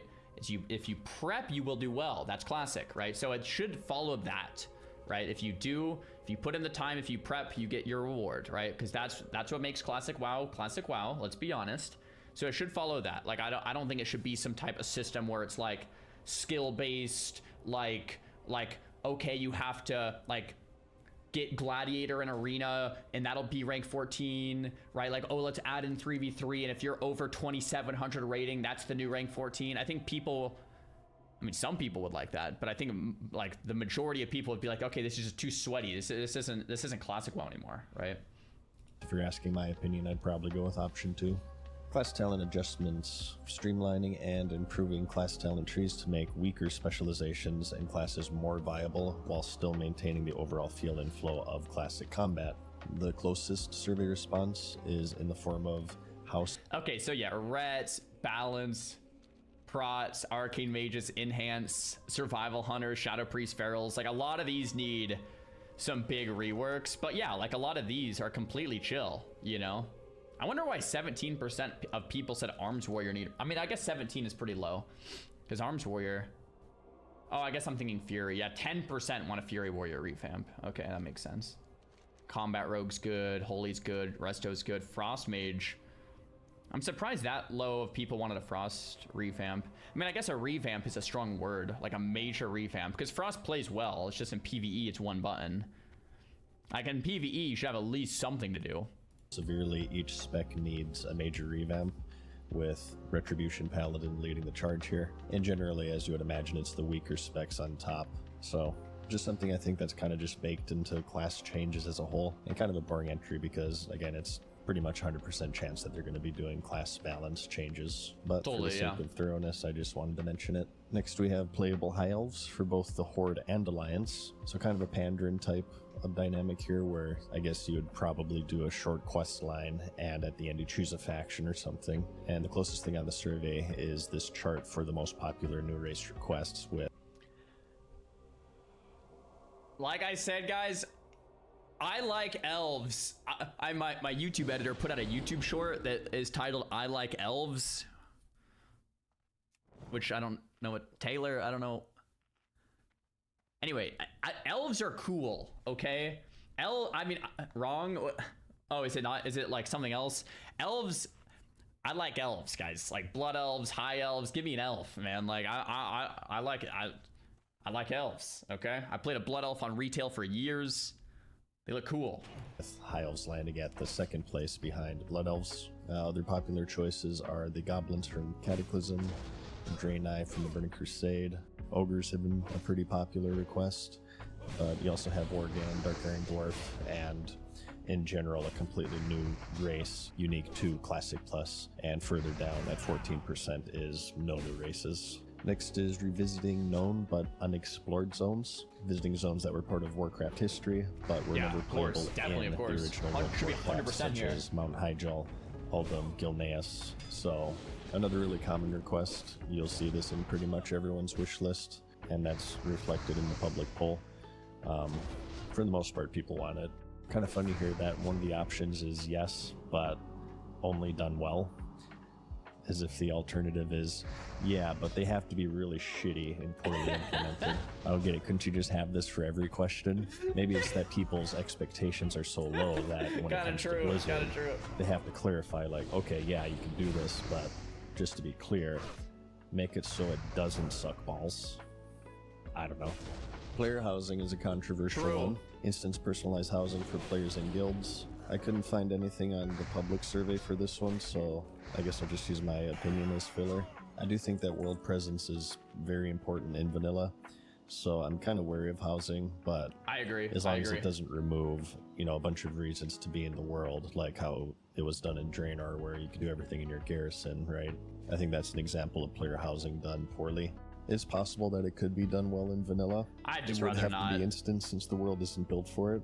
And some of you might know that they did plan it as far back as pre-release with that mysterious portal in Stormwind. That was supposed to be a housing district, and there also existed some GM commands for placing houses and whatnot, so they definitely had it in mind, but it was cut for various reasons. This infamous screenshot being one of them, because people could like block off important areas. But the fact that it was intended pre-release gives it more authority for some players. I guess for me, it's just heavily dependent on what the system actually looks like. Next we... I don't know, man. I'm just like, there's some things it's just like, nah, like you just don't need it. You know, I feel like housing is just like, nah. I think for retail, it kind of makes sense. Retail is all about collecting items and achievements and all these different things, and the house gives you a place to store it. And retail's so darn big anyway. A house, you can maybe argue, brings people together more than it makes people further apart. But classic WoW, it's already small. You already see people. There's already towns. Why would you want to have someone not be in the town and go to their house? I don't know. I just, no thanks. No, like, it makes sense in retail, but not for classic. We have achievements, a system to track game milestones and accomplishments, Another controversial one here. Some people believe achievements were kind of the rise of the game being hyper objective oriented, and every action needing to have some sort of tangible reward to bombard dopamine receptors, while the other side just kind of likes it as another form of progression to work towards. The poll did have this question, and the community responded fairly split, but leaning in favor. Cross-realm play, the ability to group with... I think he had the wrong screenshot here. Should reputations... Oh, I was curious on this one. Should Classic Plus have achievements? I don't know. For achievements, I can totally see how it makes it too sweaty, right? Like, when you play like Minecraft, for example, there's still an advancement tab, and I guess there are still some achievements in Minecraft, but they're very few. But when you play Minecraft, it's just so sandboxy, right? Like, you make your own fun. You have to think about what you want to do, and anything is technically the right thing to do because you're doing it. And like, when I think of Classic WoW, like, I like the idea of like, you could do anything you want. And I think achievements can maybe hinder that a little. I think if they're very generalized, it might not be a big deal. But once it becomes Link AOTC, you know, Link Gladiator, and it's like, it just becomes, it's like, okay, you know. Leaning in favor. Cross-realm play, the ability to group with friends from other realms for dungeons, battlegrounds, and other instanced activities. It doesn't explicitly state rating here. I feel like if that was the intention, it would list it. But regardless, it's another controversial one, and it's something that eventually came to retail in a few different forms. First was the cross-realm zoning in Pandaria, as the population started to thin out in order to keep the world alive. And then this sort of evolved further and further to linked realms. And I think today you can do like cross-realm raiding with other guilds, but don't quote me on that. I haven't played retail in a very long time. The argument for it is that it keeps options open, especially for servers that start to die or become imbalanced between factions. This was an issue that did happen with the 2019 run of Classic, so in that case, a system like this would be beneficial, at least for the players on the imbalanced faction. And the argument against it, as you would imagine, is that it dilutes the server's community, which is a fairly defining feature for vanilla. Many people agree. I couldn't find an equivalent question for this on the public poll, but if I had to guess, it would be another one that people would be pretty split on. Next, we have War Mode. As an alternative to PvP servers, this mode would allow you to opt into PvP in the open world via a toggle in main faction cities. So this was a BFA feature when they did away with the old PvP server system, where you would be able to toggle this mode in the city, and it would put you in a layer with other people who are in the same mode as you chose. You get bonus rewards, you got access to new talents and stuff. However, okay, this might be my own personal problem, but anytime there's an option to create more layers and phases of something, it just feels kind of bad because it removes immersion. For example, if you run into a city with war mode on and then turn it off and then run back out and now you disappeared, where's my continuity, man? That guy just vanished? What? Anytime there's another layer spun up and someone just disappears, it's like, wait, it just instantly takes you out of the experience of playing on a server and playing the game, and it's like, that just kind of sucks, right? As opposed to, you always see everyone. There's no layering, there's no faces, there's no nothing, and you just have a community of people you're playing on that server with. Having said that, there are drawbacks to like that kind of a thing, right? If a server's capped at a certain amount of people before it starts to lag, then you just need like 1 billion surfers. And if you have 1 billion servers, like Matt Season just said, then they all, like, half of them die 3 months in, and then you have to consolidate them. But then the next major patch comes out, and then there's a queue time again, and then the servers are too darn packed, so you need to put up more servers, and then those new servers are kind of popping for a bit, but then they die, and then you have to consolidate, and it's just like so much work, and like it's just confusing too. So I don't know, maybe there's some middle ground, but in terms of immersion, anything that does this just ends up sucking. Like it just takes you right out of the world. For this question, it seems like it would just be strictly for toggling PvP on and off. This is a majority no from the... My proposed solution, as much as it sucks to say this, is you have a handful of pop-in realms, and right on launch or major patches, there's going to be so many people that they're going to fill up. So what do? Well, you introduce layering just to handle the amount of people for launches and expansions and new patches. But then as soon as humanly possible, you get to 1 layer and have it feel like a real server again. So hopefully within a few weeks of a new patch, you're back down to just 1 layer and it feels like a server again. But that way you don't have to spin up new realms every time there's a new patch or like a bunch of new servers. It's just, okay, let's add in some layers for a few weeks so that we don't lag, so that we can play the game and not have a 50-hour queue time. But then let's get back down to 1 so it feels good again ASAP, right? And we target that. That's my proposed solution, but I don't know if that actually works. Public poll. Personally, I do think it is kind of an anti-vanilla feature. PvP servers are kind of core to the game, like them or hate them, but it is closer at a second glance because the yes option is kind of split between yes with XP bonuses and yes but with no bonus, so it is another fairly close answer here. Next we have 3 questions, one for 10-player raids, another for 20, and another for 40, and the closest public poll is this. People were asked to rank them 1 through 7, with 20 winning by a pretty large margin. 10 is third, right behind the standard since Burning Crusade 25, and 40 is all the way down at 6 with 5.1. This one surprised me. I guess I'm in the minority here, but I do think that 40-player raids are a pretty big part of the identity of vanilla, considering that, you know, it was Burning Crusade is where they scaled them down, and they did that for a reason, but I don't know, there's just something about gathering 40 different players that's very memorable of vanilla World of Warcraft to me. I know that they're annoying and they're harder to set up and coordinate, especially for raid leaders, it's a nightmare, but for me, I don't know, it kind of falls in line with the slippery slope mentality. If you remove the most annoying thing in the game, there's always a new most annoying thing to be pruned until, you know, eventually you're not even playing vanilla World of Warcraft anymore. That's Some a fair people take. say slippery slope fallacy, to which I respond, told you so, by the way. I don't know. I guess I am in the minority, but I say that 40-player raids as a primary with 20-player raids as kind of like a support, just like how they did the ZG AQ20 dynamic that vanilla had.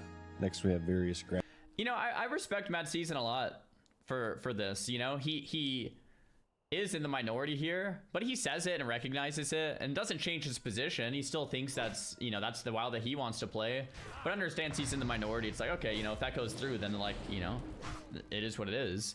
I agree with the majority here. I do hold a lot of minority opinions as well, but the majority here, to me, like I like 20-man raids. When I'm streaming, I can fill a 10 or 20 man. I feel good about it. It's like, let's go. I can play with a bunch of you guys and it's fun. Trying to fill 40 with all the different, like, it's just like, it's a headache, which, like, to Matt Season's point, it's like, well, yeah, bro, you're playing Classic, that's part of it. And it's like, yeah, touche. But for me, when I played SOD, doing 10-man raids, like, it was just so accessible. And I think for a lot of you guys, when you played SOD, BFD Phase 1, you could play with your friends, get a raid, go in, get out, get some loot, have fun. Really accessible. It's just really nice. So.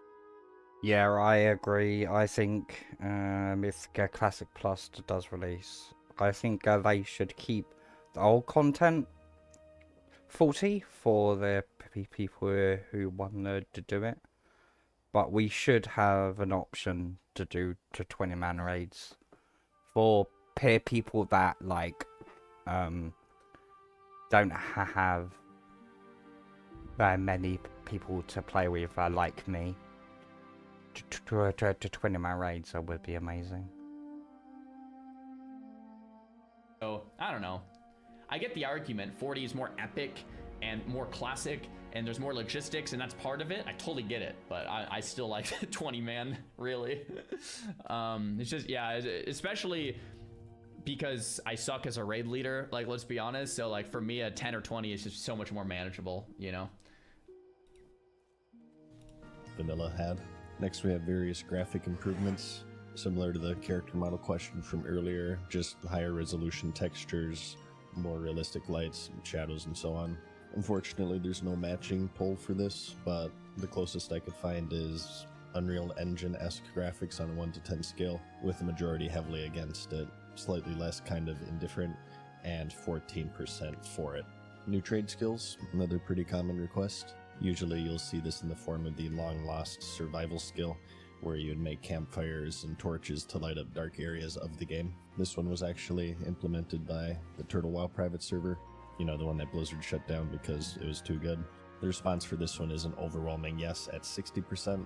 27% say no, just stick with the originals, while the remainder are indifferent. New battlegrounds, again, another very common request. As you'd expect, people are generally in favor as vanilla World of Warcraft. My take is I want dual crafting in the game, so you can actually use the pre-existing gems. All you need to do is just make new. That's what they did in Turtle WoW, I think. So yeah, I love dual crafting in Classic Plus. Dual crafting and maybe inscription, or like maybe they could give additional buffs, like the scrolls that actually make a difference in raids, or inscription. Craft only has the 3 original battlegrounds, the Warsong Gulch, Arathi Basin, and Altric Valley. As for new race and class combinations, it's another one that's fairly split down the middle within the community, I'd say. Keep in mind, this isn't new races or classes, just combinations. Like, remember in Cataclysm, we got Gnome Priests, Night Elf Mages, for instance. This was a resounding yes, but only if the lore makes sense, so you wouldn't like have anything crazy like Gnome Shamans or something next is new class, but specifically one that's unique to Classic Plus, so no Death Knights or Monks or anything. And this one surprised me, with 42% saying no, and behind is yes, but only completely new classes, followed lastly by the ones that we've seen from other expansions. I'm a no on this one. I think there's enough to try to balance already. The worst thing you could do is add in something like, I'll just use Death Knight as an example, and it throws a wrench into the whole thing. It's like, let's try to work with what we have first. If you want to add a new race, sure. New race class combos, sure. New content dungeon, sure. Like, there's a lot going on. Just like, oh, throw out a new class just feels like, yeah, maybe 5 to 10 years later or something. Like let's push that down the road a long time, but stick to the vanilla for now, right? This one, if you forced me to guess, I would have thought that it would have been a resounding yes, since people get so excited for new classes. I'm not saying I disagree with it, but if you're on the no side, I would like to hear your reasoning why. My guess is that it would just be too far of a leap, and it wouldn't feel like vanilla, as the original collection of classes are so iconic to it, which I agree with, but at the same time, you have other options here that I feel the same way about, and they go the opposite direction, like no 40-man raids or Alliance Shamans and Horde Paladins. So, yeah, this one surprised me. So, one of my takes that I feel like people don't like is I want Classic Plus to be the worst when it launches. A lot of the times, new game modes are the best when they launch. Like Season of Discovery, people loved Phase 1 because it was hype and it was new and people were out there. I want it to be the worst when it launches, so that we have room to grow and change and add and remove and like meld this thing into something awesome many years down the line, because it's gonna take time to build something truly remarkable. Anything truly remarkable takes time. So you can't have it, you don't want it to even be that, like, it shouldn't hit on launch. It should be solid. It should be a good foundation that is moldable to what we want it to become. Prime example, RuneScape.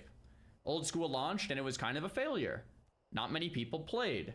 But years and years of giving it love and listening to the community and giving the community what they want and giving this love letter to the community of, what do you guys want? Let's build this thing. Let's slowly change things, but only what you guys want us to change, nothing besides that. And then over 5-6 years, boom, it starts to blow up because it actually has what, like, they listened. I want Classic Plus to launch in its worst possible like a great foundation, but I want it to get better over time. right? So that's what I think.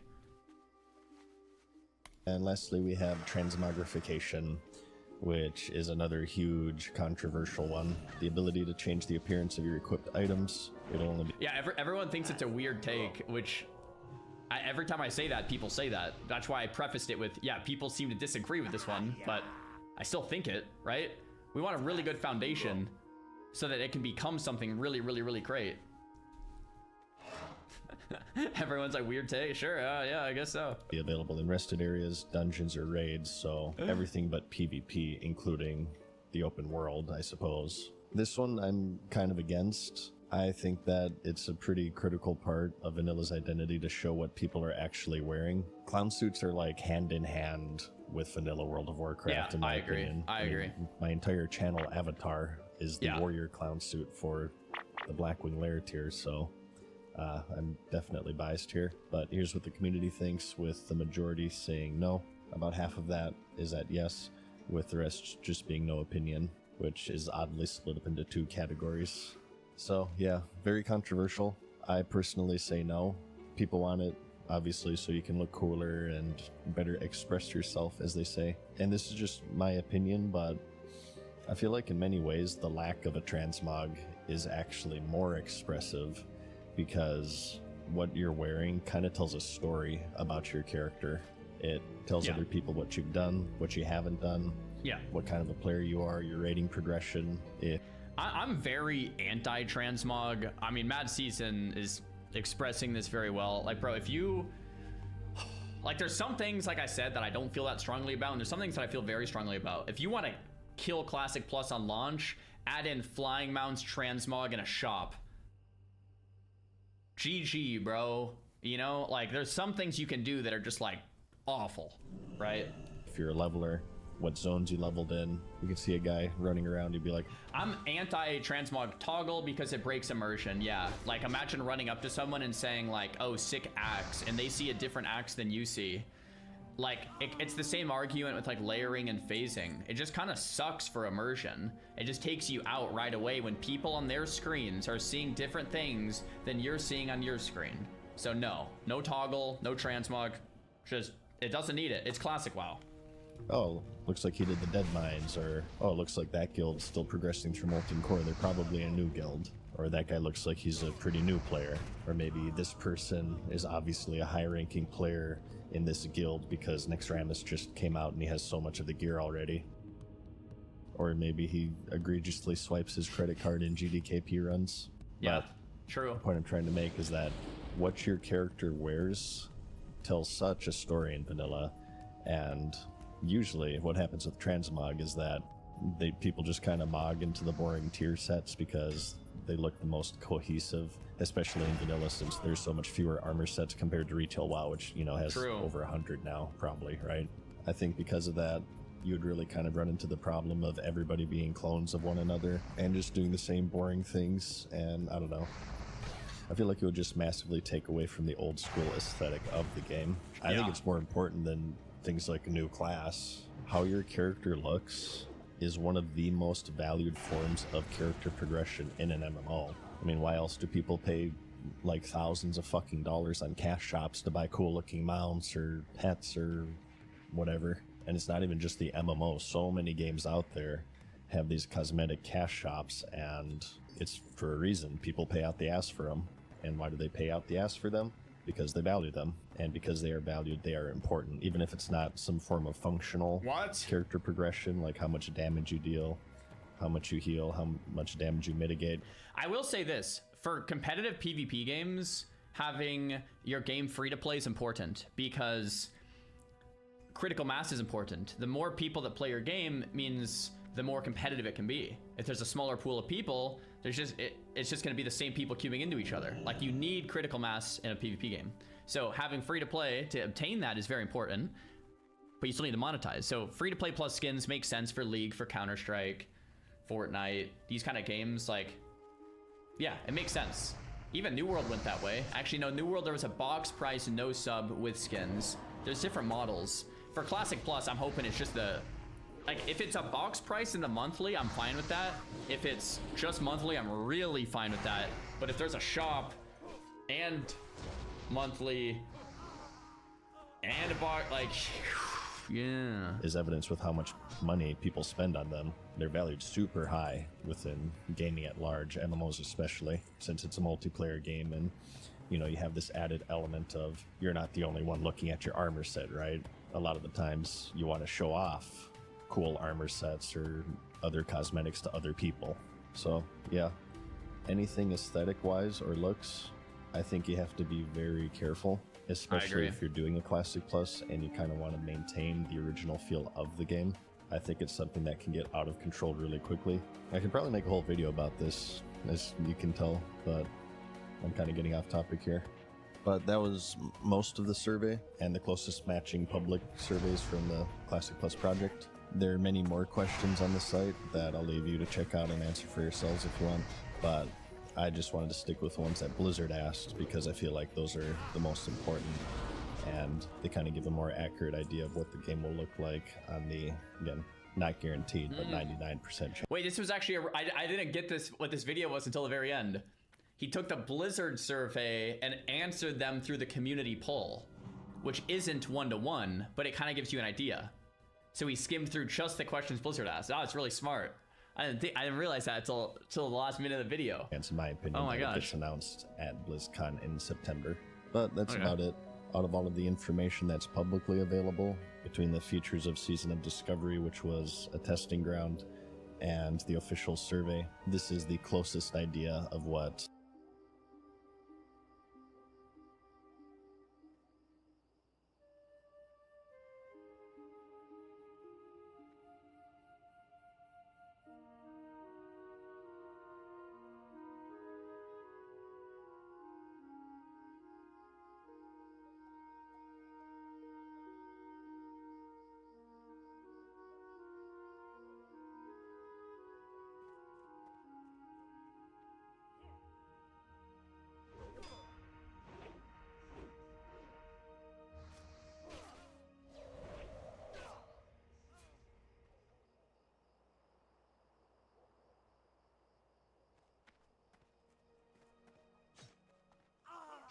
Zebek has basically been schizo posting in chat for the last few days about this thing. And he made a video about what he thinks about WoW Camelot. It's literally I feel like Zebek is just like Charlie from Always Sunny meme, where he's just like doing this. I'm gonna watch your video. Let's see this. World of Warcraft Camelot, the theory.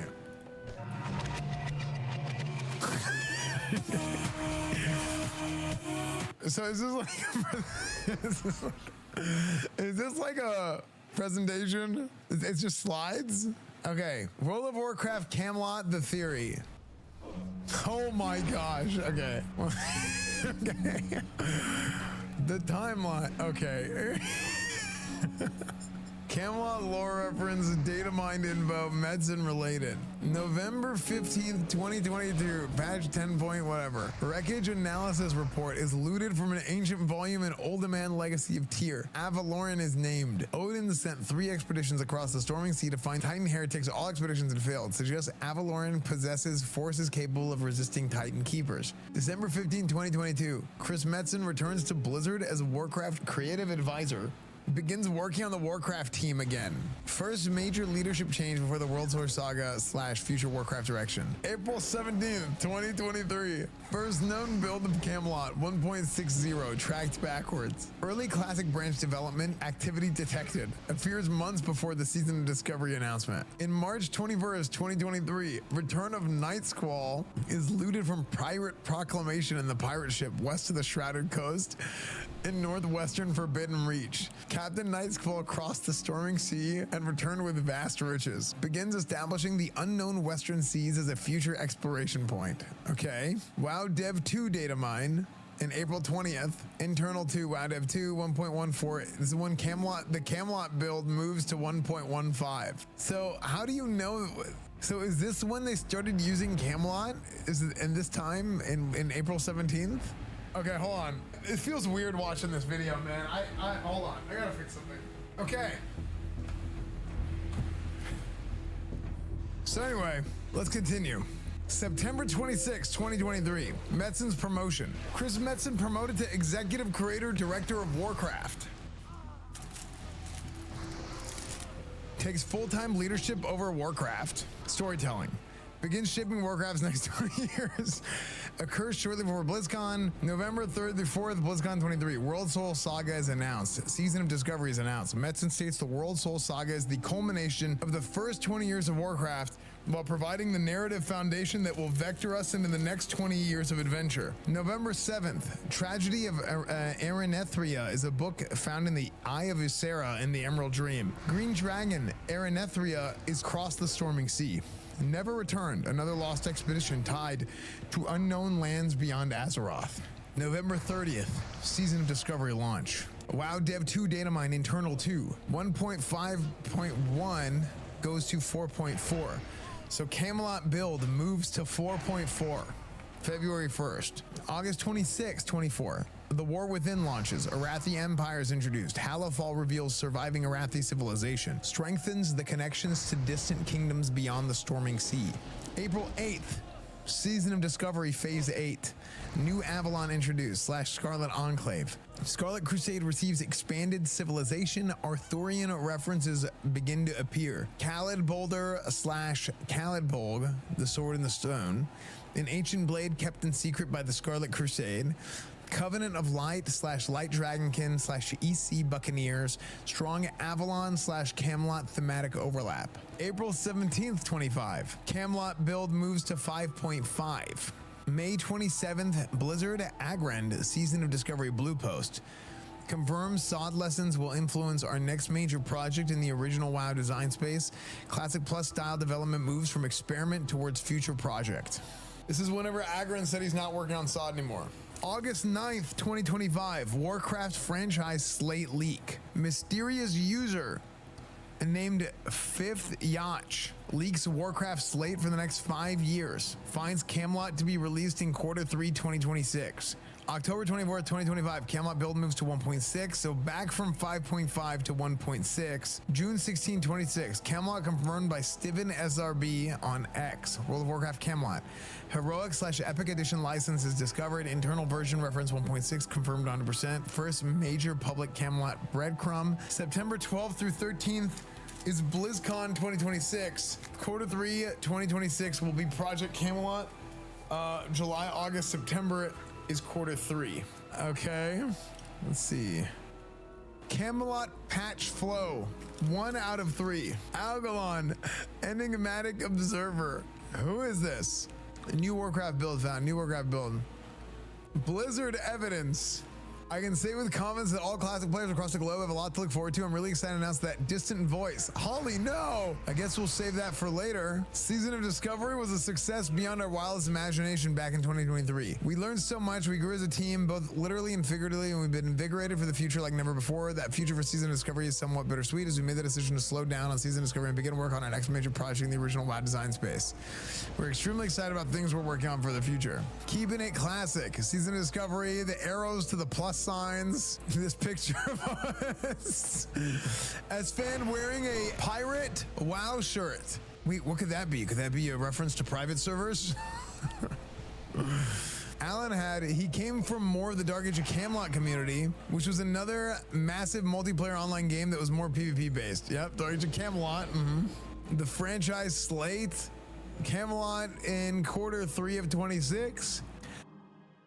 The 5th Old God. At some point between 2006 and 2006, July and August, the number of Old Gods mentioned in both the website version and the in-game book was altered from 4 to 5. Sometime later, the number of Old Gods was removed entirely from the website version, but in the in-game book, it still mentions 5. I'm gonna be honest, I always thought it was 4. I didn't know there was 5 Old Gods. I thought there was 4. Wrecked analysis report. Prime designate. I'm ready to confirm that wreckage discovered on our shores was indeed the remains of our most recent expedition to Avaloran. There were no survivors. Wait, no survivors. Them trying to get rid of private servers. Patch 10.0.2 was the content pre-patch for Dragonflight, the second of 2 patches released before the expansion itself. As the dragon's brow furrowed, a cool wind blew from the west. Tear grew solemn. Beyond the storming sea lies only ruin. Stay close to home, stay close to kin. And with that, Aranethria soared into the sky. Moons passed and still more, yet brave Aranethria did not return. Even as Sarah woke from her dreaming to aid in the search, but there was no sign to be found. Most believe that Aranethria is lost to the storming sea, but some Greens claim that they saw her in her dreams. He sailed through the mists of Pandaria, the mists to Pandaria, and aged before the Alliance and Horde ever found it. Return of the Night Squall. You likely the greatest tale of them all. Branding flagship sets over the west. Western storms be true. The Night Squall. Arathi Empire in Hollowfall. The Arathi Bastion of light against the darkness. Holy Fire Wielder's unrelenting struggle. Around the time of the Legion, 32 ADP, more than a decade before the war in Kaz Algar, the current emperor received a vision of light, battle, and victory for Arathi. So all your sources. Season of Discovery, Phase 8. This area is called New Avalon. The EC grants me strength. Mason the Echo yells that. Avalon is an island featured in the Arthurian legend. It first appeared in Geoffrey of Monmouth's 1136 Historia Regum Britannia as a place of magic where King Arthur's sword Excalibur was made, and later where Arthur was taken to recover from being gravely wounded at the Battle of Camlin. The Khalid Boulder, the Cataclysm's edge basically inside of this thing. The sword and the stone, the Khalid Boulder. Since then, the island has become a symbol of Arthurian mythology, similar to Arthur's Castle Camelot. Why Sod matters. Sod tested new abilities, new raids, new lore, altered progression, classic world expansion. Scarlet Enclave proved Blizzard can create original classic era content. Agron big plans, big ambition for this type of found photographs content set in the original world of Azeroth. Theory.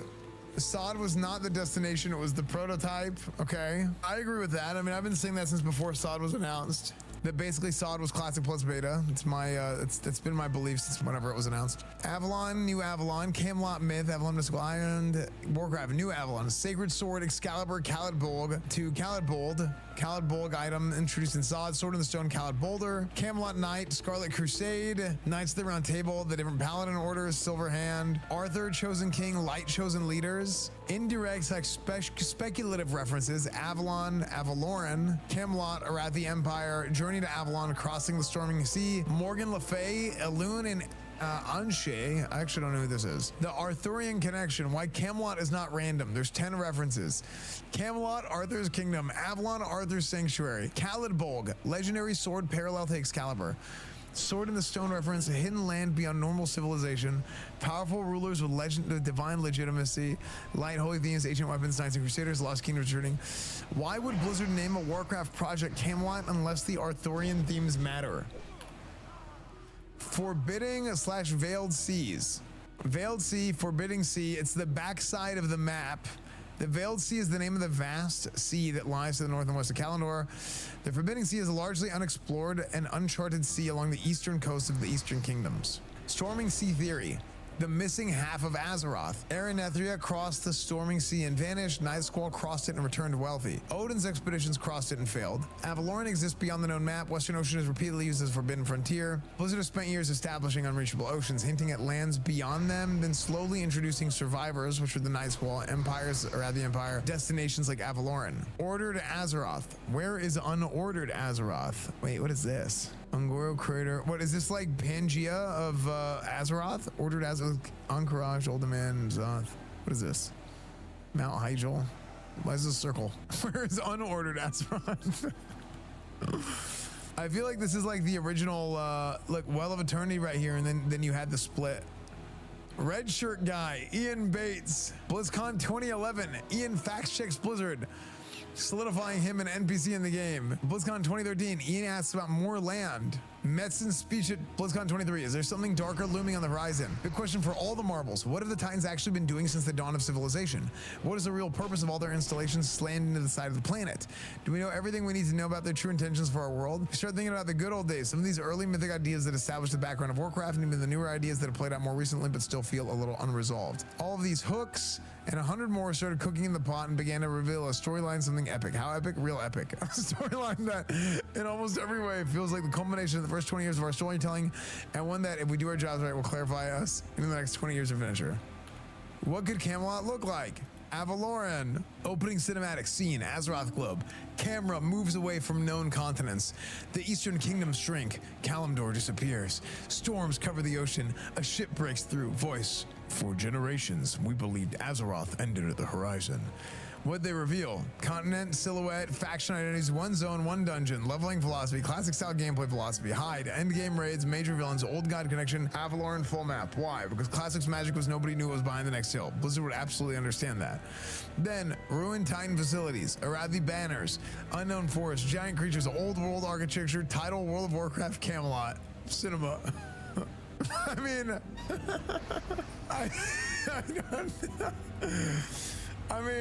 I don't know. It's all made from this post. MMO champion. Oh my gosh.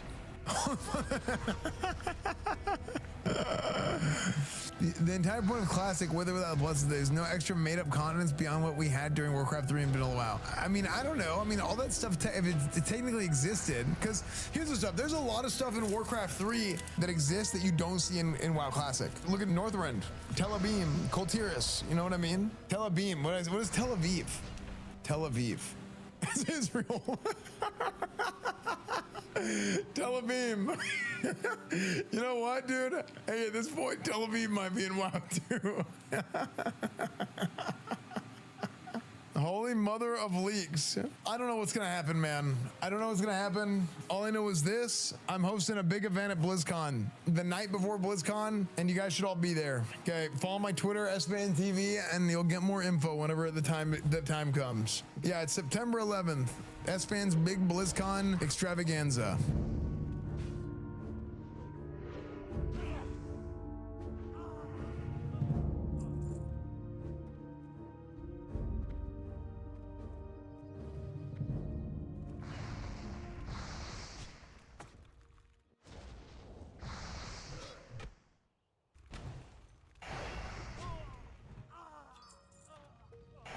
Classic Plus changes no one is talking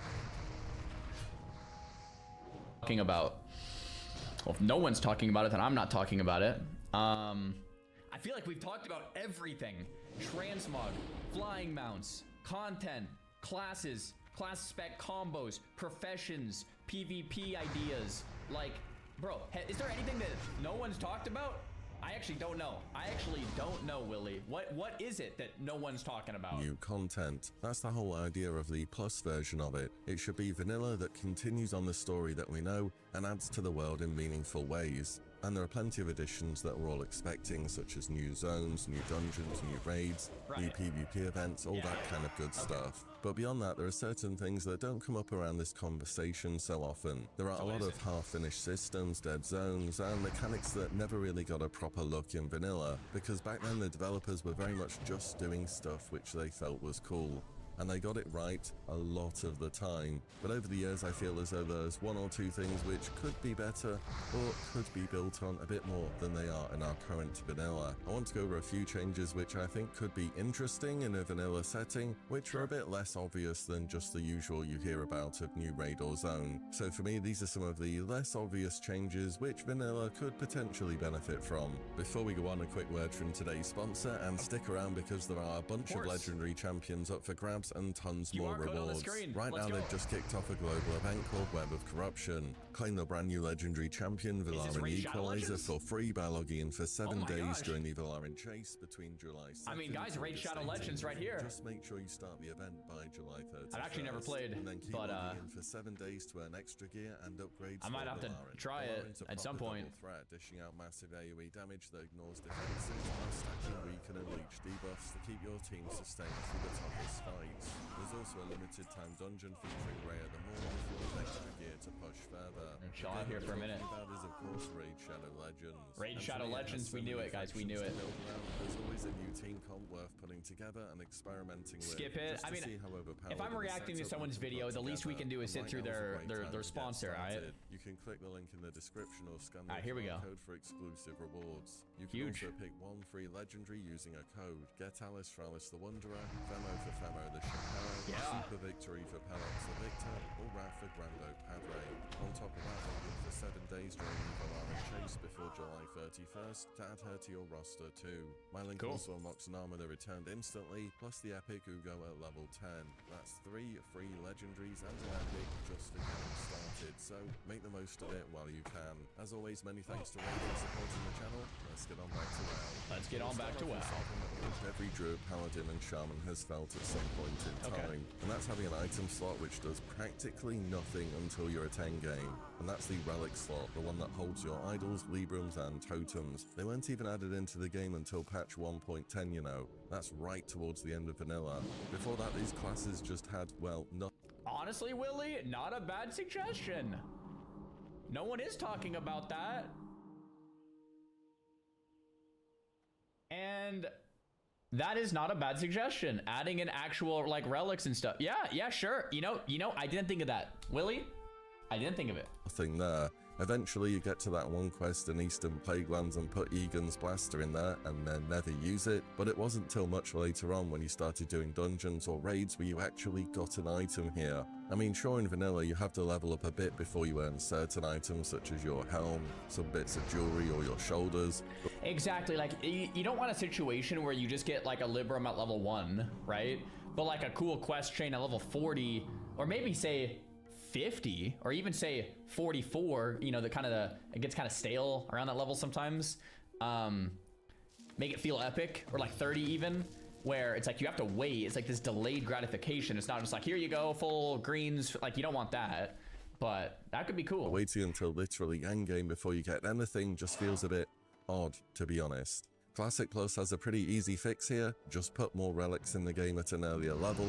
I'm sure people playing these 3 classes would appreciate it. Yeah, here's I something agree with that that goes a bit beyond the relic idea as well, because for shamans, they physically hold their totems in their bag. You know the deal, you go and do the quest, you get your totem, you have it in the bag, and then you actually need that totem in your bag to be able to use totems of the corresponding type.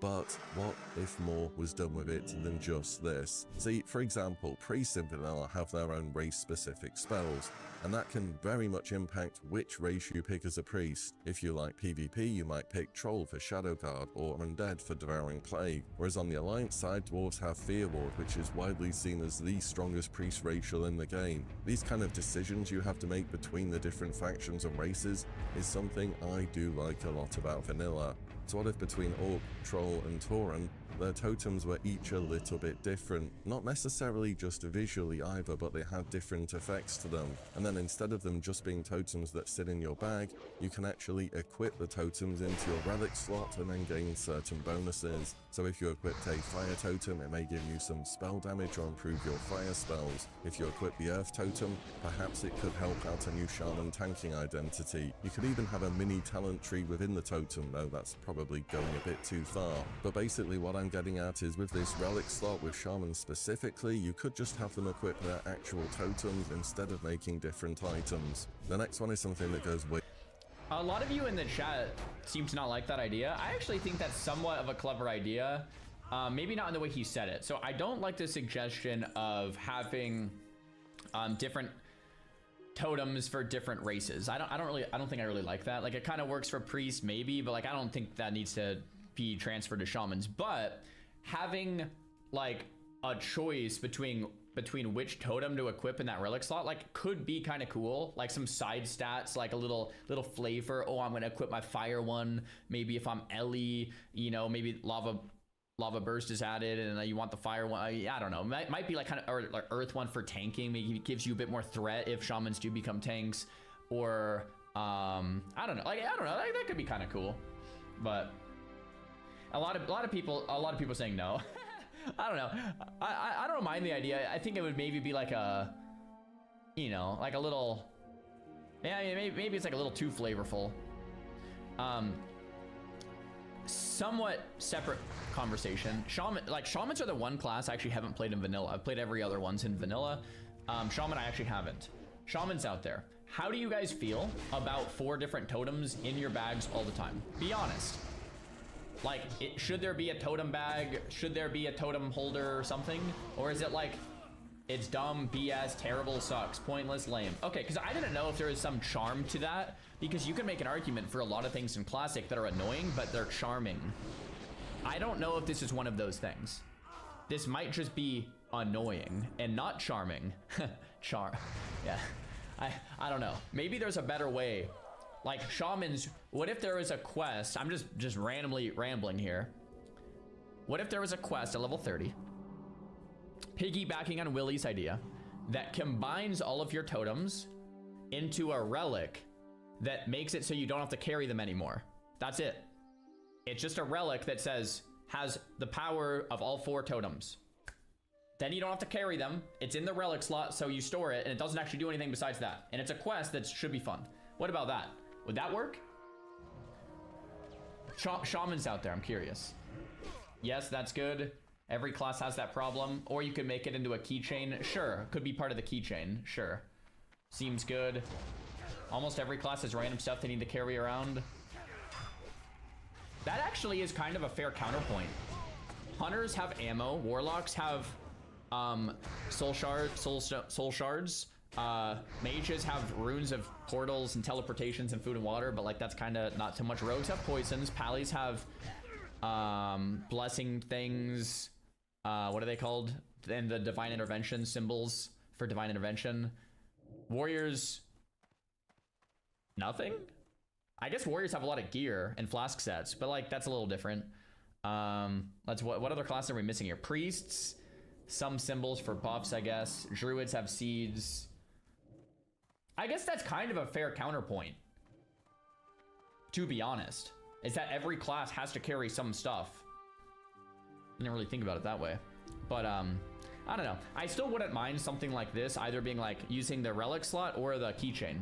What I think the cool solutions, in my opinion, are solutions that utilize something that's already in the game and expand upon it with a quest, versus just giving you like 50 slot bags for free at level 1, right? Or just maybe removing something altogether. I think the idea of there's a quest that unlocks more potential with something that's already there is like, for me as a classic player, it's like, ah, yes. Now it still feels like it was always supposed to be, you know? Makes it feel more natty.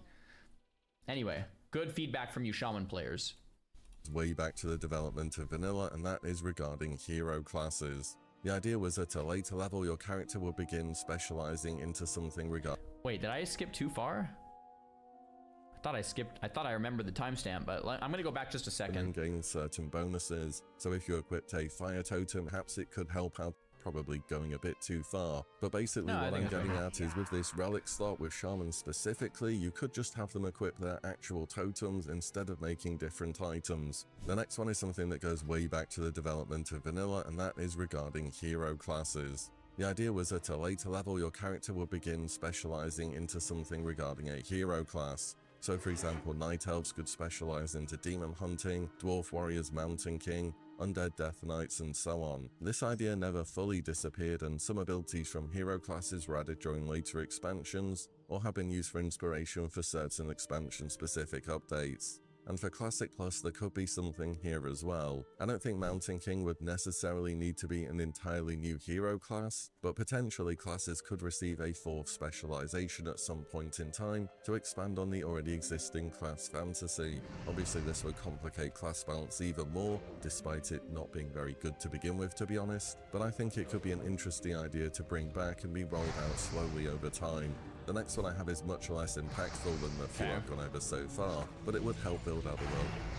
How do you guys feel in general about races holding power in World of Warcraft? Like the troll racial undead dwarf? Or should you be able to just pick whatever race you want to play and be done with it? For example, as a warrior, you're kind of forced to play human. Love it, good, hate it, not good, not good, not good, like it. Like, so races mattering is a very classic MMO kind of thing.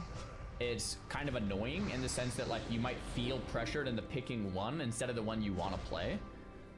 The upside is it makes it feel like an RPG. It's an RPG. I don't know. That's a tough one. A lot of you guys in chat are split. Dude, so for the amount of arguing, and not arguing, but the discussion in the chat makes me just reflect on why we kind of need a voting system to move forward with Classic Plus, because Blizzard won't be able to get it right no matter what. I think the voting system is literally the only way, because if you put, say, races to a vote, should racials be removed, for example, and 90% of people say no, it's like, okay, well, it's settled then. You know, if you put like, should racials be balanced like a little bit better, and like 80% say yes, it's like, okay, cool, let's balance them a little better then. Like, you know, so it's like, it's kind of the only way forward, because no matter what Blizzard does, they're kind of screwed if they don't do the vote. You kind of have to do that. What if it's 50-50? Then you respect precedent. If it's 50-50, you respect precedent, and you keep things as they are. That's the key. That's the key here. You don't touch anything unless a strong majority wants it changed. That's the key to the voting system. That's how RuneScape right, guys. has I done think it. I'm gonna relax You off stream. respect precedent and keep But yeah. things as they